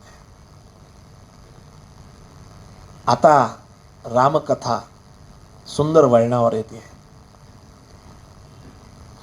15 वर्षाचे 16 वर्षाचे हे तीर्थाटन करून आल्यानंतर वसिष्ठ ऋषी आणि दशरथ राजा यांच्या चर्चा की आता याचा राज्याभिषेक करायचा आहे, त्या दृष्टीनं काही पुढचं आखणी करायची आहे. हे सगळं राजकारणाचा भाग चालू आहे. आणि मग जसे आपण फीडबॅक मागवतो तशी दशरथाची पण एक सुंदर यंत्रणा होती. राजाच ना, त्यातनं काही मंत्र्यांनी दशरथ राजाची अपॉइंटमेंट मागितली आणि म्हणाले तुमच्याशी महाराज काही गोष्टी बोलायच्यात. म्हणे बोला काय. जरा रामाकडे बघा थोडं. म्हणे का. तीर्थाटन करून आल्यापासून रामराय कशातच चित्त नाही आहे हो त्यांचं. म्हणजे जेवत नाहीत नीट, हल्ली पलंगावर झोपत नाहीत, जमिनीवर झोपतात. वर्णन आहे, खिडकीत हात ठेवून त्याच्यावर अनवटी ठेवून तासनतास बघत बसतात, काहीतरी विचार करतात, कोणाशी बोलत नाही. कपडे पण एक पद्धत म्हणून आंघोळ असंच. हे कसं काय व्हायचं. दशरथाच्या म्हणलं काय सांगतो. हो म्हणे हो. तरीच म्हणे बरेच दिवस झाले तो येत नाहीये. नॅचरली आता राजगुरू सद्गुरू वसिष्ठच. त्यांनी सांगितलं वसिष्ठ ऋषी असं असं आहे. ठीक आहे. त्यानंतर एक सुंदर अशी सभा भरलेली आहे. त्या सभेमध्ये सगळे ऋषीवर आलेले आहेत.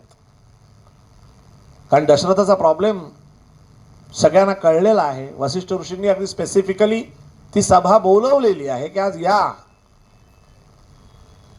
आणि सगळे आल्यानंतर रामाला बोलवणं पाठवलं की सांग वसिष्ठ ऋषींनी बोलवलंय, दशरथ महाराजांनी बोलवलंय. झालं बोलवणं आलं. हे बोलवणं म्हटलं रामराय कसंही नाही म्हणते, यायलाच पाहिजे. सज्जन हो. त्यानंतर भर दरबारामध्ये रामाला प्रश्न विचारण्यात आला की रामा तुझा नक्की प्रॉब्लेम काय आहे. मला असं कळलंय की तू हल्ली धड जेवत नाहीस, जमिनीवर झोपतोस, गादी सोडलीस, कपड्यांमध्ये लक्ष नाही, कोणाशी बोलत नाहीस, आणि आम्ही इकडे स्वप्न बघतोय तुला राजा करायचं. तुझं नक्की प्रॉब्लेम काय आहे. सज्जन हो. त्याच्यानंतर रामानं सगळ्या सभेकडे पाहिलं आणि जे प्रश्न त्याच्या मनातले मांडले ते सगळे दासबोधामध्ये घरी जाऊन नक्की बघा. दशक 17 त्यातला समास 6 आणि 7 तेच परफेक्ट समर्थांनी घेतलेत. काय 14व्या वर्षी रामायण लिहिण्याचे फायदे बघा. मनुष्याच्या सगळ्या अंगांचा विचार करणारे आपले समर्थ. त्यांचं सामर्थ्य कसं वर्णावं होते, शब्दच कमी पडतात. त्या रामाला विचारलं की रामा तुझा नक्की प्रॉब्लेम काय आहे.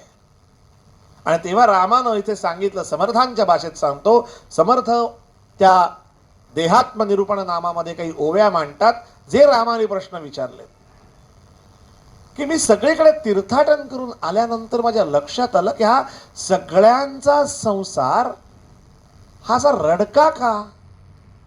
सगळीकडे दुःख आहे. जनी सर्व सुखी असा कोण आहे, विचारी म्हणा तूच शोधून पाय. म्हणजे मला हे सगळीकडे चित्र असं दिसतंय. आणि मग जे आपल्या मनात प्रश्न आहेत सज्जन हो, तसेच प्रश्न रामानं विचारलेले आहेत. राम रायांनी असं सांगितलं जे समर्थ म्हणतात, काही आनंद काही खेद, जन्मावरी पडिला संबंध, नाना प्रकारी विरुद्ध तडातोडी. एकाकडे आनंद दिसतो तर काही दिवसांनी त्याच्याचकडे दुःख दिसतं. एकूण काय तडातोडी. समर्थ पुढे तर म्हणतात, त्यांनी असं म्हटलंय, भोगुनी अभोक्ता म्हणती आणि हे तो अवघेची फजिती. काही माणसं सगळे धंदे स्वतः करतात, भोगून स्वतःला अभोक्ता म्हणतात. अशा लबाड्या करणारी माणसं पण पाहिली. आणि जो माणूस खरंच अभोक्ता आहे त्याला भोक्ता ठरवून मोकळे होतात, ही जनरीत पाहिली. काय वर्णन आहे बघा. हे आपण सगळं वाचतो, आपण आजूबाजूला बघतोय. आज कोण खरं कोण खोटं काहीच कळत नाही. सगळे बदमाश, सगळे लबाड, हे सगळं रामरायानं पाहिलं. आणि मग त्यांनी सगळ्यात शेवटी असं म्हटलं की अंतकाळ आहे कठीण. मी सगळीकडे बघितलं लोकांना, एवढं नक्की की त्यांचा अंतकाळ कठीण आहे. मर्तानाच्या व्यथा पाहिल्या. अंतकाळ आहे कठीण, शरीर सोडीना प्राण. काय रामानं केलं आणि समर्थांनी मांडलं की अंतकाळ आहे कठीण, शरीर सोडीना प्राण, बराड्यासारखे लक्षण अंतकाळी. मरताना व्याकुळता विव्हळतायत, वाकडे तिकडे होतायत, नळ्या लाव, ऑक्सिजन लाव, हे असे अंतकाळ होताना बघतोय. आणि मग रामराय म्हणतात, अहो जन्माला घालून जर ही अशीच व्यथा करायची तर मग जन्माला तरी का घालता तुम्ही? काय रामाचे प्रश्न आहेत बघा, तंतोतंत आपल्या मनातलं की नाही. सगळी सभा ऐकते, सगळे ऋषी आहेत. आणि रामराय पुढे म्हणतात, सतत दुःख, रडारड, कटकट, वैराग्य नाही, वैताग, उद्विग्नता, प्रत्येकाकडे तेच. बरं, मी 3 स्टेप पाहिल्या. बालपणी आईवर अवलंबून म्हणून रडारड. काय छान जात आहे बघा. बालपणी आईवर अवलंबून म्हणून रडारड, म्हणजे दुसऱ्यावर. त्याच्यानंतर तरुणपणी मनासारखं घडत नाही म्हणून पुन्हा रडारड. मी जे ठरवतो ते कधीच होत नाही, भलतंच काहीतरी होतं, असे आपले सतत डायलॉग चालू असतात बघा प्रत्येकाच्या घरात. आणि तिसरं म्हणतात म्हातारपणी आता सोसवत नाही म्हणून पुन्हा रडारड. रामराय म्हणतो, हीच जर रडारड मला सगळीकडे बघायची असेल आणि हेच जर आहे तर मुळात तुम्ही हा संसार निर्माणच का केला? काय मूलभूत प्रश्न मांडलाय रामरायानं. आणि मग विश्वामित्र ऋषी वसिष्ठ ऋषींकडे बघतात आणि म्हणतात, ब्रह्मर्षी आता वेळ आली आहे रामाचा ब्रेन वॉश करण्याची.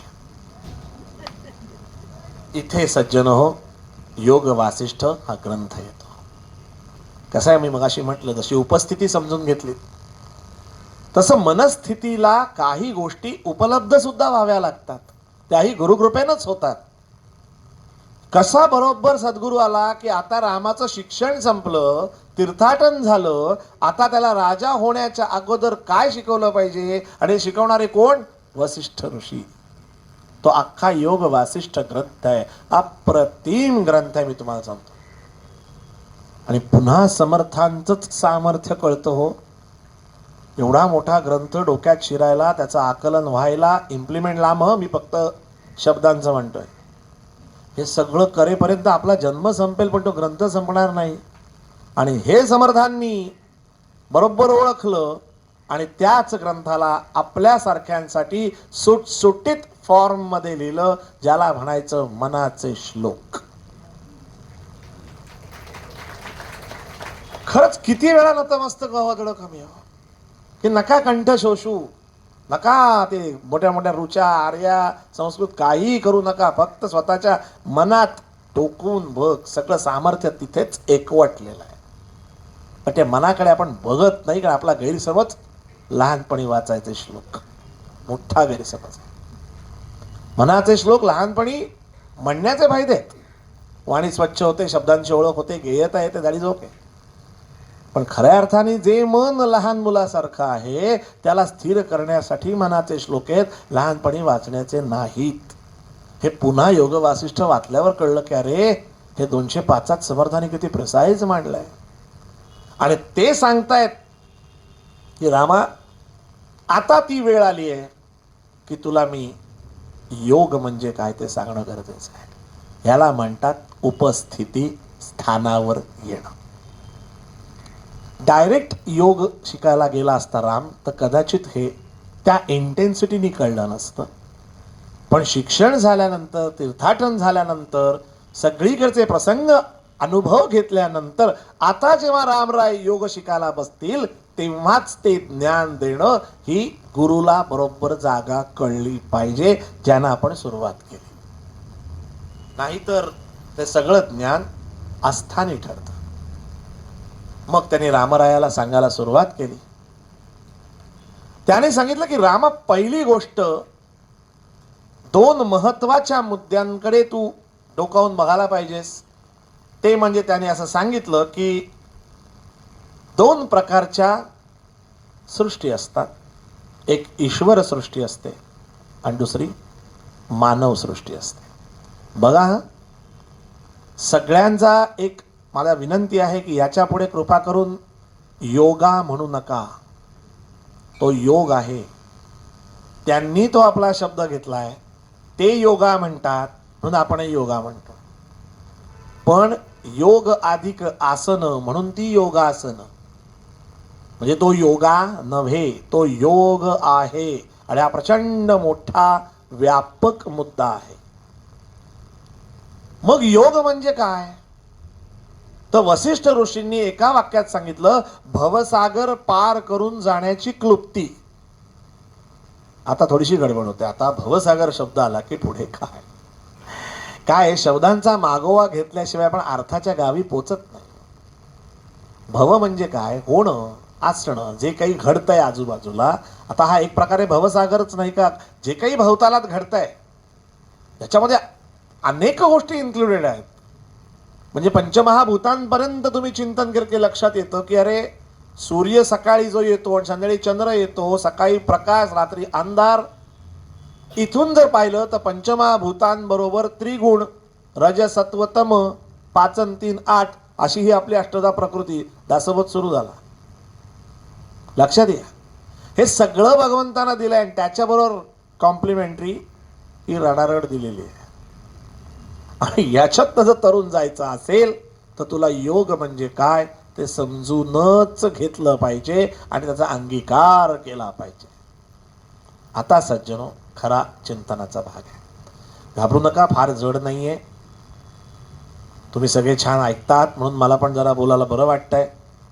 आणि उद्या याल याची शाश्वती आहे म्हणून मी एवढं बोलतोय. नाही तर म्हटलं बापरे एवढं जड आहे, उद्या जायचं का नाही? घाबरू नका. हे सांगणं का गरजेचं आहे? कारण जे रामावर नतद्रष्ट आक्षेप घेतात ना, त्यांना हे रामाचे कष्ट माहिती नाहीये. हे काय केलंय रामरायानं, नुसतं ऐकलं नाही, इम्प्लिमेंट केलं. आणि सगळ्यात महत्वाची गोष्ट, अनेक माणसं फक्त म्हणतात बघा मी अगदी प्रिन्सिपलनी जगणारा आहे किंवा जगणारी आहे. पण जेव्हा खरोखर त्यांच्या घरावर प्रसंग येतो तेव्हा अलगद त्या तत्वाला मुरड घालून ते पुढे जातात. आमच्या रामरायानं तसं केलेलं नाही. आणि तो तसं का करू शकला नाही, ती ताकद त्याला वसिष्ठ ऋषींनी दिलेली. हे फार महत्वाचं आहे. हे ग्रंथ आहेत ना, हे ग्रंथ हे खरे आपले मार्गदर्शक आहेत. म्हणून समर्थाने दासबोधात ग्रंथाची व्याख्या पण केली आहे. जेणे होये उपरती त्या नाव ग्रंथ, जेणे अवगुण पालटती त्या नाव ग्रंथ. म्हणजे मुळात माझा कॉन्शियस माझ्याशी बोलला पाहिजे की चुकतोयस. हे ज्या ग्रंथातली एक ओळ वाचून जर मला कळत असेल की नाही रे आपलं हे चुकलंय, तर त्या नाव ग्रंथ.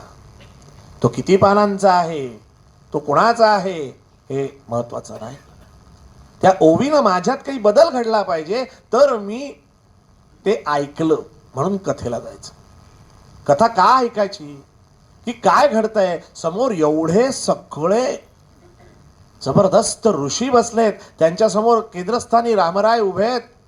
आणि सज्जनो, काय वर्णन केलंय मी तुम्हाला सांगतो. किती बारकावा आहे त्याच्यात. ते वर्णन असं आहे की वसिष्ठ ऋषी शांत स्वरात बोलतायत, सगळे अतिशय कॉन्सन्ट्रेशननं ऐकतायत. आणि अचानक वसिष्ठ ऋषींनी मुद्दा सांगावा आणि पॉज घ्यावा.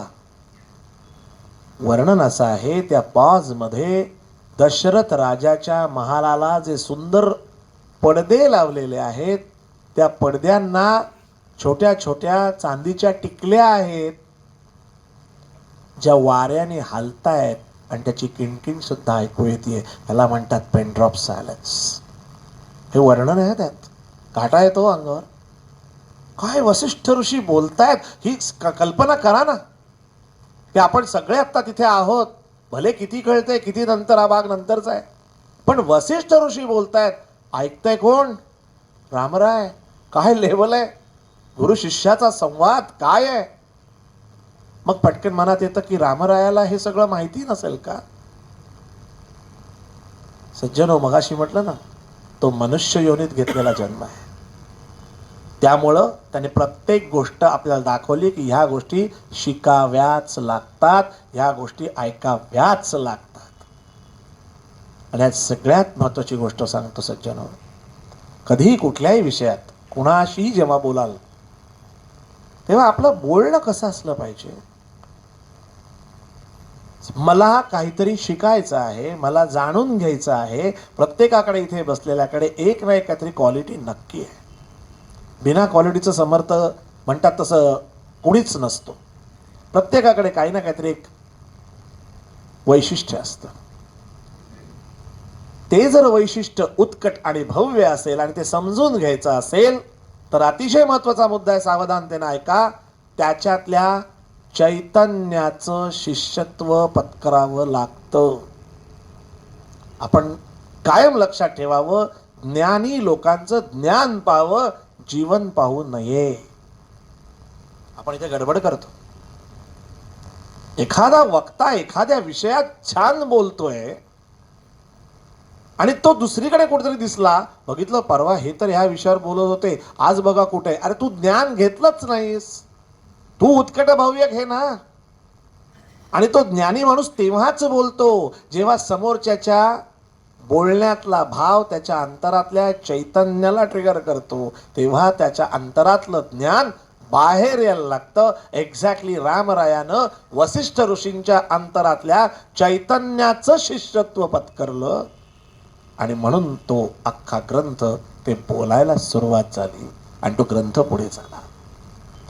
त्यात त्याने सांगितलं की रामा, कुठल्याही गोष्टीमध्ये या दोन प्रकारच्या सृष्टी, ईश्वर सृष्टी आणि मानव सृष्टी ज्या आहेत, ह्याच्यामध्ये पहिले फरक करायला शिक.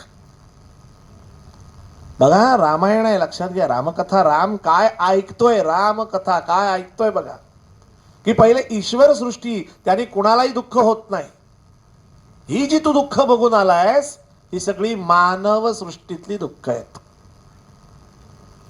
कारण ते एकमेकांमध्ये अडकलेले आहेत, आसक्तीने बांधलेले आहेत. आमचे समर्थ लगेच बद्ध लक्षण समास ठेवतात, हा घे तू. मग बद्ध लक्षण वाचा, लगेच कळतं की हो रे, बद्ध लक्षण हे वाचताना जर तुमच्या मनात आलं की हो रे, असं नको तो व्हायला, समर्थ म्हणतात तोच पॉइंट आहे मुमुक्षत्वाचा. मग आपण निदान मुमुक्षु तरी होऊ शकतो, साधक होणं नंतर आहे. पण पहिले बद्धपणाची जाणीवच जर झाली नाही तर मुमुक्षु होणार कसे हो? आता गडबड कशी होते की ह्याला इंग्लिशमध्ये काय म्हणतात मला येत नाही. हल्ली हे शब्द वापरले, बापरे काय जोड बोलतात. मुमुक्षु म्हणजे काय, बद्ध म्हणजे काय. तर खरं सांगू का, प्रत्येक गोष्टीत जे बाहेरची जी सगळ्या गोष्टींनी एक मोठा जो आपला गैरसमज आहे, जो वसिष्ठ ऋषी सांगतायत, मानव निर्मित गोष्टींमध्ये अडकलात की बद्धपणा आला, निसर्गात रमलात की बद्धपणा येत नाही. मग आता निसर्गाच्या गोष्टी कुठल्या कुठल्या बघा. काय असतं की निद्रा, मगाशी मी सांगितलं तसं, तो एक आडसर आहे बरं का ज्ञान घेतानाचा, कायम डोक्यात ठेवा. तेव्हा उद्या येताना आपल्याला ऐकायला जायचंय म्हणून जरा अर्धा तास आधीच झोपा. हा, म्हणजे श्रोता अवलक्षण समास होत नाही, आपण जागे राहतो, नाही मला ऐकायचं, झोप येता कामा नाहीये. आणि मग जास्त झोप लागू नये म्हणून नॅचरली दुपारचं भोजन अंमळ कमी, जरा यथेष्ट जेवणे, यथेच्छ नाही. हे काय आहे, कारण मला संध्याकाळी ऐकायचं आहे, त्याच्यासाठी मी पाहिजे ना जागेवर. मला झोपा येत आहेत, पेंगतोय, काय उपयोग. असं होऊ नये, कारण तो अपमान आपण वसिष्ठ ऋषींचा करतो, तो अपमान आपण आपल्या रामाचा करतो, आपल्या समर्थांचा करतो. पटकन असं बघावं. तुम्ही समजा एखाद्याला, आपल्याला खूप हौस असते आपल्या आयुष्यातले अनुभव सांगण्याचे, आपण काय संघर्ष केलाय, काही रक्त डोंबल, पण सांगायची हौस प्रचंड असते. ती तुम्ही सांगताय आणि समोर जाऊन काय वाटेल हो तुम्हाला, चिडाल ना, अरे काय मी सांगतो झोपतो काय म्हणाल की नाही. मग इथे रामाची कथा आणि पेंगता. मी तुमच्याबद्दल बोलत नाही, उदाहरण देतो. कथा का की बेसिक हल्लीच्या काळात 2 तास एका जागी बसू शकत नाहीये. हा पहिला आपणासी पाहावे. आपण बैठक संपतीये, निरर्थक टीव्ही सिरियलवर किती वेळ बसू, वेळ जात नाही म्हणून कुणाच्या गॅलरीत जाऊन फालतू गप्पा मारत बसू तासन तास. पण काही चांगलं ऐकायचं म्हटलं अर्ध्या तासाच्या वर झेपत नाही हो. हे असं आपणासी पाहावे. आपण कळलं, मानव निर्मित सृष्टी आणि ईश्वर निर्मित. भगवंतांनी चांगली कॅपॅसिटी दिली आहे, आपणच घालवून ठेवली आहे. पूर्वी सगळे खाली छान बसत होते, आता खुर्चीशिवाय बसता येत नाही. वयोमान परत्वे. समर्थाने माझे सांगितलं रामाने, म्हातारपणी आता झेपत नाही म्हणून रडारड, पहिले दुसऱ्यावर अवलंबून म्हणून रडारड, तरुणपणी मनार्क झालं नाही म्हणून रडारड. पण हे सगळं कशातनं? मानव निर्मित. सांगायचा मुद्दा इथे समर्थांचा मोठा मुद्दा असा आहे, हा जो रामरायाला वसिष्ठ ऋषींनी योग शिकवला तो आपल्या समर्थांना दत्तगुरूंनी शिकवला. आजही गडावर दत्त महाराजांच्या पादुका.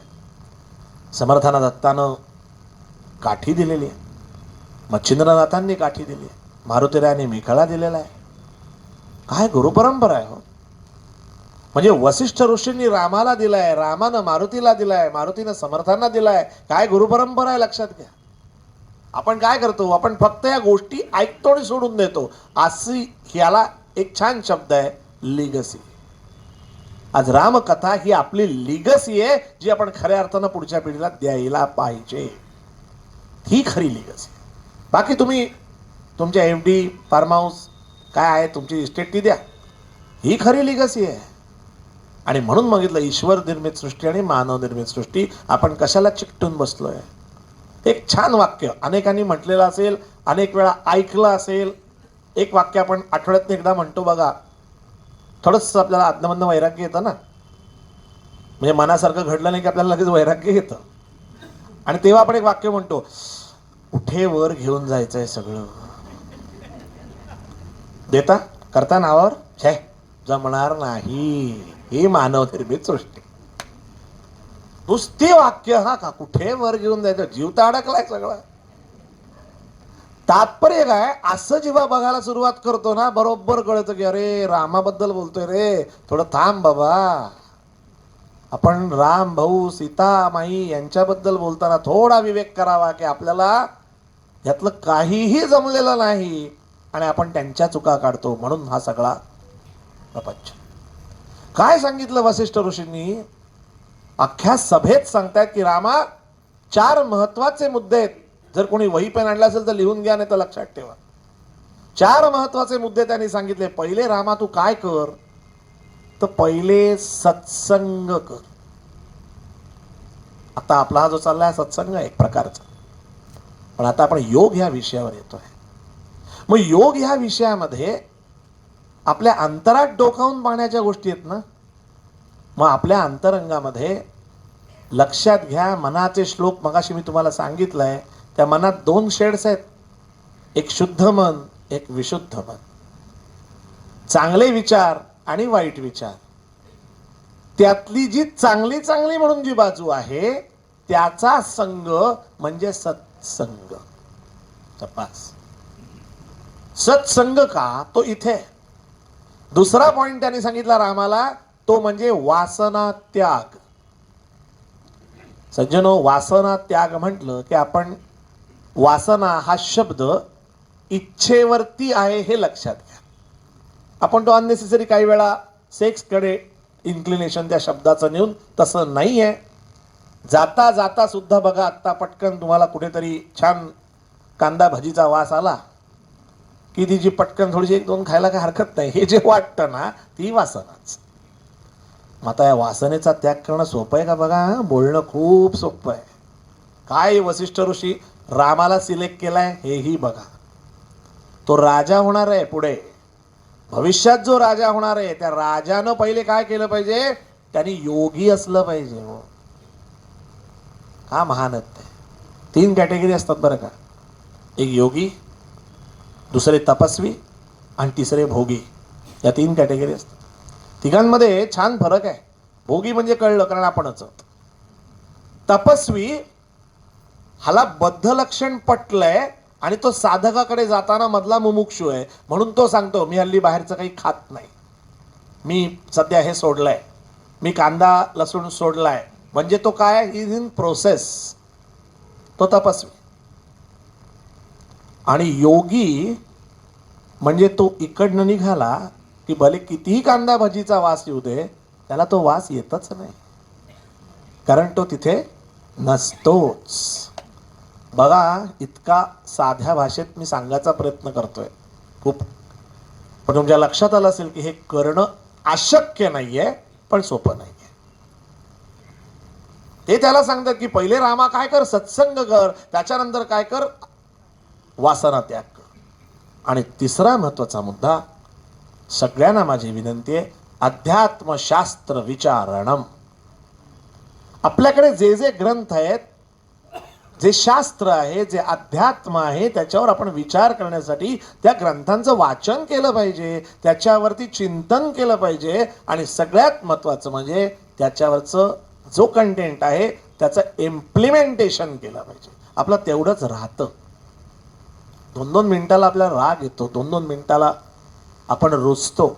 समर्थ दासबोधात म्हणतात, क्षणक्षणा रुसो नाहीये. सारखं काय रुसत बसता, जरा मनासारखं झालं नाही की हुप्प. विचार करा, हे सतत तुमच्या जर चिंतनात असेल ना, तर समर्थ आठवतात. आत्ता समर्थ असते तर कसं वागले असते, नाही, मग आपण हे नाही करायचं. मी आत्ताच गडावर सांगितलं, समर्थ नेहमी खाली बघून चालायचे. म्हणजे काय, खाली बघून चालणं म्हणजे बाकीच्या गोष्टी नजरेस येऊच नये. वासना त्यागामध्ये हा महत्वाचा मुद्दा आहे. आपण नेमके बघा, सगळं बघत बघत जातो, सगळ्या प्रोसेस उलट्या करतो, ते मानव निर्मित. आणि मग काय होतं, जे बघतो ते आपल्याकडे नाही याचा आपल्याला खेद होतो. बघा, हा विचार करा, बारीक बारीक गोष्टी अनुभव ताडून बघा स्वतःला, की मी राम कॅरेक्टर, आजचा दिवस फार महत्वाचा आहे, म्हणजे उद्याचे 2 दिवस तुम्हाला त्याचं इम्प्लिमेंटेशन समजेल. की त्यांनी काय सांगितलं, रामा पहिले सत्संग कर, मग वासना त्याग कर, मग अध्यात्मशास्त्र विचारणम कर. शास्त्र म्हणजे काय, आपण सगळे म्हणतो शास्त्रात लिहिलंय म्हणून कर. शास्त्रात असं असतं. वरदानंद भारती होते परमपूज्य, म्हणजे आठवले गुरुजी. वरदानंद भारतींनी खूप सुंदर शास्त्राची व्याख्या केली. ते म्हणाले की शास्त्र म्हणजे शेवटी काय हो, जुन्या अंडरलाईन प्रामाणिक लोकांनी लिहून ठेवलेला त्यांचा अनुभव. बघा की बाबा, मी हा फटका खाल्लाय, तुम्ही याच्या पुढे हा फटका खाऊ नका, एवढ्यासाठी केलेल्या गोष्टी, याला म्हणायचं शास्त्र. आपण काय करतो, शास्त्रात लिहिलंय म्हणून करतो, पण त्याचं मागचं शास्त्र, याच्यावर जर विचार केला तर लक्षात येतं की ते करेक्ट होतं. एक छोटा प्रसंग आज सकाळचा सांगतो की आपल्याकडे जेव्हा लग्न होऊन वधू घरी येते, तेव्हा लहानपणी मी एक तो प्रसंग पाहिला होता की ते तांदूळाचं आपण माप ठेवलेलं असतं, तर तिने माप उलटून आत यायचं असतं, शास्त्र असतं, असं आपण म्हणून करतो. आमचे गुरुजी होते, पिंजावडेकर गुरुजी, दशग्रंथी. मी त्यांच्याकडे शिकायला जायचो. तेव्हा मी त्यांना विचारलं, नाना म्हटलं हे काय हो. नाना म्हणले, अगदी खरं सांगू का तुला, त्या एका गोष्टीतनं त्या येणाऱ्या मुलीची वृत्ती कळते. किती हुशार होते ना आपली पूर्वीची लोक. तिने जर फुटबॉल सारखा ठळाडकन उडवला, समजायचं मुलगी बेदरकार आहे. पण तिने जर अलगट टाकलं तर कदाचित ती संकोची आहे. पण तिने जर व्यवस्थितपणे छान केलं तर समजायचं मुलगी विवेकी आहे. बघा, असा जर पर्स्पेक्टिव्ह ठेवलात, तेच शास्त्र तुम्ही एन्जॉय कराल. आणि मग लोक तुम्हाला काउंटर आर्ग्युमेंट करणार नाही, कशासाठी आम्ही नाही ठेवत. अरे बावळटा, समजून तर घे. मुहूर्ताला काहीतरी अर्थ आहे हो. अमृत वेळ प्रसंग ज्ञान समर्थ काय सांगतात. बरोबर मुहूर्ताच्याच वेळेला तुम्ही जर वधूला उचलून ठेवलीत, त्याची घटिकाच चुकवलीत की रे, मग होणारच आहे काडी मोड. तुम्हीच काडी मोडलीत, कारण त्याला पण इव्हेंट करून टाकला. लक्षात घ्या, शास्त्र काय आहे, अध्यात्मशास्त्र विचारणम, हे इम्प्लिमेंट करता आलं पाहिजे. त्याच्यासाठी या गोष्टींची चर्चा व्हायला पाहिजे. बरं, ती चर्चा सुद्धा मी कसा शहाणा आहे हे दाखवायला नाही. मी पण शिकतो, तू पण शिक, पण कुठेतरी आपण समाजामध्ये काहीतरी देत असतो. सतत देत राहिलं पाहिजे आणि चांगल्या गोष्टी घेत राहिलं पाहिजे. की अशा पद्धतीने जर तुम्ही मुलांना सांगितलं त्यांना का नाही पटणार. गादी ही गुंडाळून ठेवतात. नानाव लगेच सांगायचं अरे काही नाही पूर्ण आता वीज आहे बाबा, पूर्वी वीज नव्हती, पटकन एखादा गुंडाळीत पाय अडकून पडू शकतो, त्यासाठी उचलून ठेवून द्यावी, वाटेत ठेवू नये. पण लोकांना सरळ सांगितलं की पटत नाही. शास्त्रात लिहिलंय गुंडाळून ठेव, लगेच करतात. मी त्याला किती मानसशास्त्राचा अभ्यास होता. असे अनेक उदाहरणं देता येतील बरं का. ते सांगतात की पहिले अध्यात्मशास्त्र विचारणं कर की काय आहे शास्त्र. अध्यात्म म्हणजे एक सुंदर जगण्याची रीत आहे हो, ते अध्यात्म आहे. सज्जनाच्या संगतीमध्ये राहा, तो सत्संग आहे. वासनेचा त्याग कर म्हणजे काय, भरपूर जेवू नको असं नाहीये. भूक लागली म्हणून जेवणं वेगळं आणि वास आला म्हणून जेवणं वेगळं, फरक आहे बघा. हा ईश्वर सृष्टी आणि मानव सृष्टी. काही वेळा आपल्याला खरंच भूक नसते, चांगला वास येतो आहे. स्पेशली पावभाजीला बाजूने जाताना तर अगदी घ्यावीच एखादी प्लेट जाताना पार्सल. म्हणजे काय, खरं तेव्हा भुकीची वेळ असते का, नसते. आणि मग आता वजन वाढली की डायटिशियन काय सांगतात, भूक लागल्यावरच खा बरं का. मग हे शास्त्रात काय वेडे म्हणून लिहिलं होतं. असा जर विचार केला तर सगळं मटेरियल आपल्या ग्रंथांमध्ये आहे, आपण ते पाहिलं नाही. म्हणून समर्थ म्हणतात आपण यथेष्ट जेवणे, यथा इष्ट म्हणजे बॅलन्स डाएट. आपण यथेष्ट जेवणे, उरले ते वाटणे, परंतु वाया दवडणे हा धर्म नव्हे. बघा अन्नाचं महत्व किती परफेक्ट आहे. आता काही जण अन्नमय कोश असतो, एक मनमय कोश असतो. तैत्तरीय उपनिषदामध्ये या चर्चा दिसतील, प्रत्यक्षात घरात टाकून दिलंय. मग जर अन्नमय कोश कळला तसा मनोमय कोश कळला तर लक्षात येतं की मनात किती घाण साठवून ठेवली अननेसेसरीली. विस्मरण हा खरं म्हणजे काही बाबतीत शाप आहे आणि विस्मरण काही बाबतीत खरं म्हणजे तर आशीर्वाद आहे. नेमकं बघा, पाहावे आपण असे आपण चष्मा कुठे ठेवला आठवत नाही. आपण म्हणतो बघा कुठे ठेवलाय ना, अगदी हल्ली ना असं होतं, हे होतं वय परतवे. आणि एखादा अपमान असेल तर 30 वर्षापूर्वीचा बरोबर लक्षात असतो. मला आठवतंय त्यावेळेला त्यांनी असं असं केलं, किती साठवून ठेवलंय ती हार्ड डिस्क उगाच भरून ठेवली आहे. कर नाही रे, जो झाला क्षण आता परत येणार आहे का. म्हणून समर्थांनी रचना लिहून दिली, गेलेली घडी परत येत नाही. का विचारायचं, समर्थांचं का वाचायचं, की ह्या गोष्टी ना क्लिअर होतात की खरंच आपण काय उगाच आठवत बसतो, काहीही कारण नाही. बरं ते परत येणार आहे का, नाही. पण तो अपमान आणि किती फुटकळ गोष्टी हो.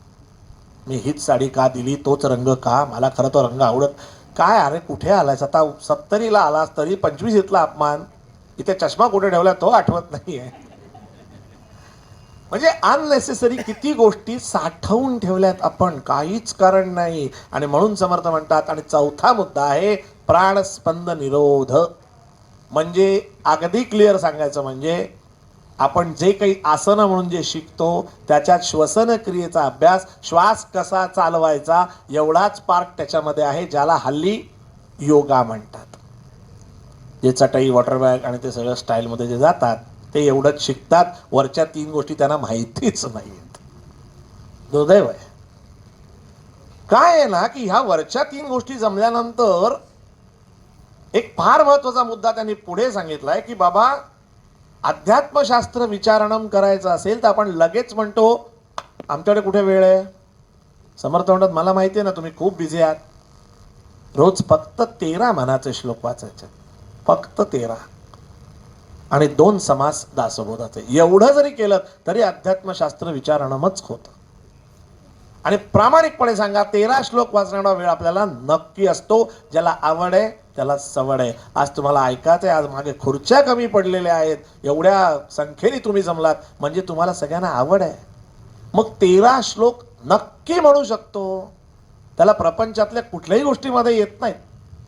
अगदी सगळ्यांचं सगळं घरातलं झालं तरी रात्री 10-10:30ला अननेसेसरीली कुठली तरी फालतू रील्स बघत बसण्यापेक्षा, बरोबर आहे ना, दुसरं उदाहरण द्यायची गरज नाही. It's a waste of time, waste of energy. त्यावेळेस जर तुम्ही हे केलं तर तुमचाच फायदा आहे ना हो. नको तो कचरा साठणारच नाही. वय वाढतं, खरंच सांगतो तुम्हाला, खूप पॉझिटिव्हिटी यायला लागते. कारण कसं होतं, जे रामाला 16व्या वर्षी पडलेले प्रश्न आहेत ते आपल्याला जीवनानुभवातनं समजायला साधारण 40-50च्या मधला कालावधी येतो आणि त्याच्यानंतर खऱ्या अर्थाने आपल्याला मॅच्युरिटी येते आणि मग कळतं की खरं आहे रे, हे काही पानं फाडून टाकली ना आयुष्यातली तर आयुष्य सोपं आहे. उगाचच उगाळत बसतो काहीच कारण नसताना. हे कधी सुचतं जेव्हा आपण या विचारांचा सत्संग करतो तेव्हा. आणि मग त्याच्यात त्याला सांगतात की बाबा रामा, हे सगळं सृष्टीमध्ये असे अपमान होणारच आहे. आज मुलांना हे सांगणं गरजेचं आहे. बाबा संघर्ष होणारच आहे, जिथे जाशील तिथे भांडणं होणारच आहेत. नोकरी करणाऱ्यांमध्ये बघा, जेव्हा पगार वाढ होते तेव्हा बऱ्याचदा आपली पगारवाढ किती झाली आहे यापेक्षा बाजूच्याचा पगार का वाढला याच्यावर चर्चा आणि खेद जास्त होतो. असं काय मोठं त्यांच्याकडे स्पेशल आहे, त्यांचा किती वाढला, तुझा वाढला ना रे बाबा. तू त्याचा का वाढला पेक्षा त्याचा का वाढला याचा जर पॉझिटिव्ह विचार केला तर लक्षात येईल की त्याच्याकडे काहीतरी वेगळं असेल. बरं, मुळात त्याचा विचार करावाच का, हा पहिला मुद्दा. कसं आहे ना, ह्यानी आपण अननेसेसरी आपलीच झीज करून घेतो आणि मग समर्थ म्हणतात इथे योगमधला अजून एक मुद्दा पुढचा येतो, तो म्हणजे शम. शम म्हणजे काय हो, अगदी सरळ सांगायचं तर पेशन्स, सिंपल. ते आमचे समर्थ मनाच्या श्लोकात म्हणतात, धरी रे मना धीर धाकासी सांडी. किती सिंपल सांगितलं. फक्त मनाला सांगायचं थोडा पेशन्स ठेव आणि ज्याची भीती वाटते ना थोडा अवधी जाऊ दे, मग ते संकट केलेलं असेल. श्रीधर स्वामी छान दृष्टांत देतात. म्हणतात की तुम्ही ज्या वेळेला समुद्राची लाट तुमच्या अंगावर येते, लक्षात घ्या, समुद्राची लाट जेव्हा अंगावर येते तेव्हा घाबरू नका. आपण लगेच पळतो तर आपल्याला भीती वाटते. पण ते एक छान गोष्ट सांगतात, ती लाट आहे त्याला तुम्ही लाट का म्हणता, जी येते आणि ओसरते त्यालाच तर लाट म्हणतात. मग तिथे तुला फक्त उभं राहायचंय, पेशन्स ठेव, असंच अंगावरनं पाणी उचलून निघून जाईल, तुझी सिच्युएशन बदलणार नाही. धरी रे मना धीर जो धाकास साठी, त्याला म्हणायचं शम. किती सोप्या गोष्टी आहेत. पुढचा आहे विचार.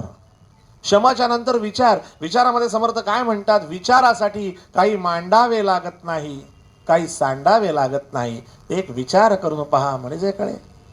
आणि नेमकं तिथेच गडबड आहे. आम्ही विचारच करायला तयार होत नाही, कारण आम्ही विचारासाठी लागणारं मटेरियल ऐकायलाच गेलो नाही तर विचाराला मिळणार कुठून. मग आपण गतस्मृतींना उजाळा देत बसतो. बघा, गतस्मृतींना उजाळा देणं वाईट आहे असं माझं म्हणणं नाही, आपण त्यात का रमतो, कारण नवीन सांगण्यासारखं काहीच नाहीये ना.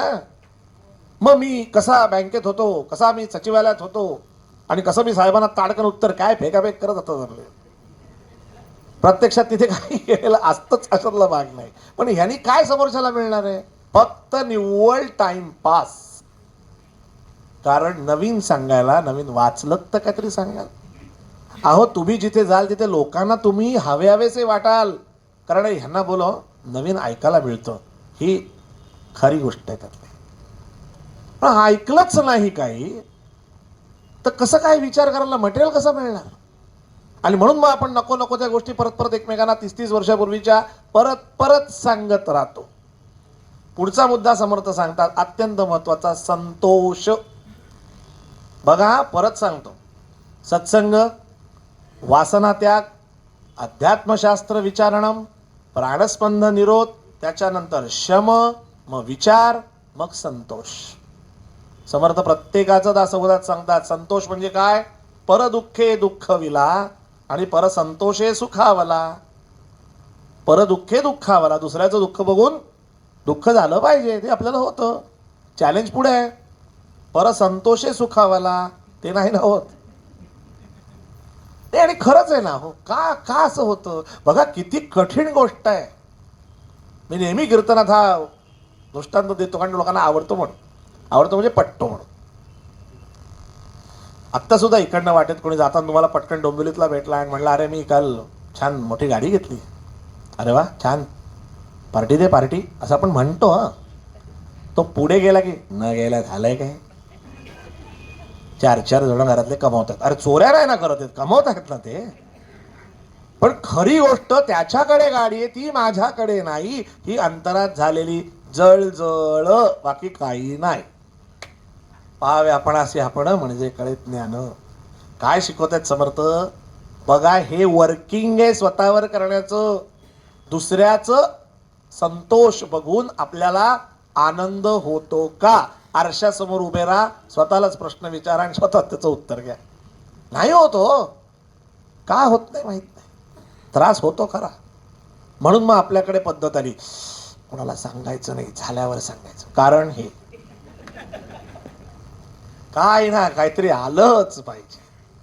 मग कसं होतं की ह्या अशा पद्धतीत जर रामा तू मनुष्य लोकात वावरलास, रोज तुला परम्युटेशन कॉम्बिनेशन्स वेगळी वेगळी दिसतील. बेस हाच, हा ह्याच्यावर जाळला, तो त्याच्यावर रडला, तो त्याच्यावर चिडला, हा ह्याच्यावर रुसला, चालूच खरखर खरखर रडारड ही चालूच राहणार आहे. तेव्हा तुला कसं असलं पाहिजे, हा आजचा महत्वाचा मुद्दा. की तुला इगो आणि प्रेस्टीज या दोन नतद्रष्ट शब्दांपासून लांब राहता आलं पाहिजे. किती बोलायला सोपं ना. इगो आणि प्रेस्टीज या दोन गोष्टींचा फार मोठा सवाल असतो आयुष्यामध्ये. आणि ह्या दोन पासून जो लांब राहतो ना सज्जनो, त्यालाच राम असं म्हणतात बरं का. हे सगळं रामानं केलं, ऐकलं गुरूंचं, याला श्रवण म्हणतात. ऐकलं म्हणजे ऐकून केलं ते ऐकणं, म्हणून कथा ऐकायला जा, ती श्रवण पण. काय सांगतायत समर्थ इथे बघा. हा प्रपंच उपाधी न सांडता, समर्थांची ओवी किती प्रिसाईज आहे. जी तुमची प्रपंचात उपाधी आहे, जे काही तुम्ही लौकिकात मिळवलेलं आहे क्वालिफिकेशनमुळे, ती सोडायची गरज नाही. प्रपंची उपाधी न सांडता जनामध्ये सार्थकता विचारेची होय. चांगला विचार केला तर जीवन सार्थक होतं, नाहीतर निरर्थक. दोन गोष्टी काहीही न करता वाढतात, वय आणि वजन. काही विशेष एफर्ट्स घ्यायला, वजन कमी करायला एफर्ट्स घ्यावे लागतात, वाढायला काही करायला लागत. आणि मग या सगळ्यामध्ये वसिष्ठ ऋषी रामाला हे सगळं का शिकवतायत, त्याचा परिणाम पुढच्या 2 दिवसात आहे. पण का शिकवतायत ते सांगतात, रामा हे सगळं तू याचा अंगीकार करावास आणि मग बघ तुझी कीर्ती दिगांती फाकेल. समर्थांच्या भाषेत कीर्ती हा शब्द आहे, प्रसिद्धी हा शब्द नाही आहे. प्रसिद्धी करावी लागते, कीर्ती होत जाते. देहे त्यागिता कीर्ती मागे उरावी, मना सज्जना हेची क्रिया धरावी. हे पहिलं टार्गेट ठेवा. तेव्हा समोर रामाला का आराध्य मानायचं. आजचा 7 वाजलेले आहेत. जातानाचा एकच प्रश्न तुम्हाला देणार, मग इकडनं तुम्ही शांतपणे घरी जाऊन त्याच्यावर विचार कराल आणि उद्या येताना ते कॅरी करत याल अशी अपेक्षा बाळगतो. की एवढा वेळ सगळं ऐकलं, 2 मिनिटं त्या रामाच्या जागी तुम्ही आहात, एवढं फक्त इमॅजिन करा. 2च मिनिटं तुम्ही त्या रामाच्या जागी आहात आणि दशरथाने तुम्हाला सांगितलं, रामा झालं योग वसिष्ठ. त्याच्यानंतर सांगितलं, रामा आता तुझा राज्याभिषेक करायचा आहे, आता तुझं राज्य येणार आहे, तू तुझ्या पॉलिसीज ठरव. तुम्ही राम आता विसरू नका, तुझ्या पॉलिसीज तू ठरव. तुझं बजेट कसं असणार आहे, तू नागरिकांना सुखी कसं करणार आहेस, त्यांना काय काय ॲम्युनिटीज देणार आहेस, हे सगळं तू ठरव. उद्या राज्याभिषेक म्हणजे प्रोसेसला सुरुवात. ओके, आपण राम होत. हां ओके, आलो. मुंगेरीलाल के हसीन सपने सुरू. मी ना झालो ना असं करेन तसं करेन याव करेन, एक असेल ते. आणि 1-2-2.5 तासांनी परत मंत्री येतोय, तुम्हाला सांगतोय चला दशरथ महाराजांनी बोलवलंय. तुमच्या मनात येतं आता काय असेल, पुढचे काही सजेशन्स द्यायचे असतील. आणि सांगितलं की रामा अरे ते राज्याभिषेक नाही, तुला वनवासालाच जायचं आहे. तुम्ही राम आहात, कसे रिॲक्ट व्हाल प्रामाणिकपणे सांगा. आपण दशरथाशी भांडण केलं असतं का म्हणून तुमच्या 3 बायका,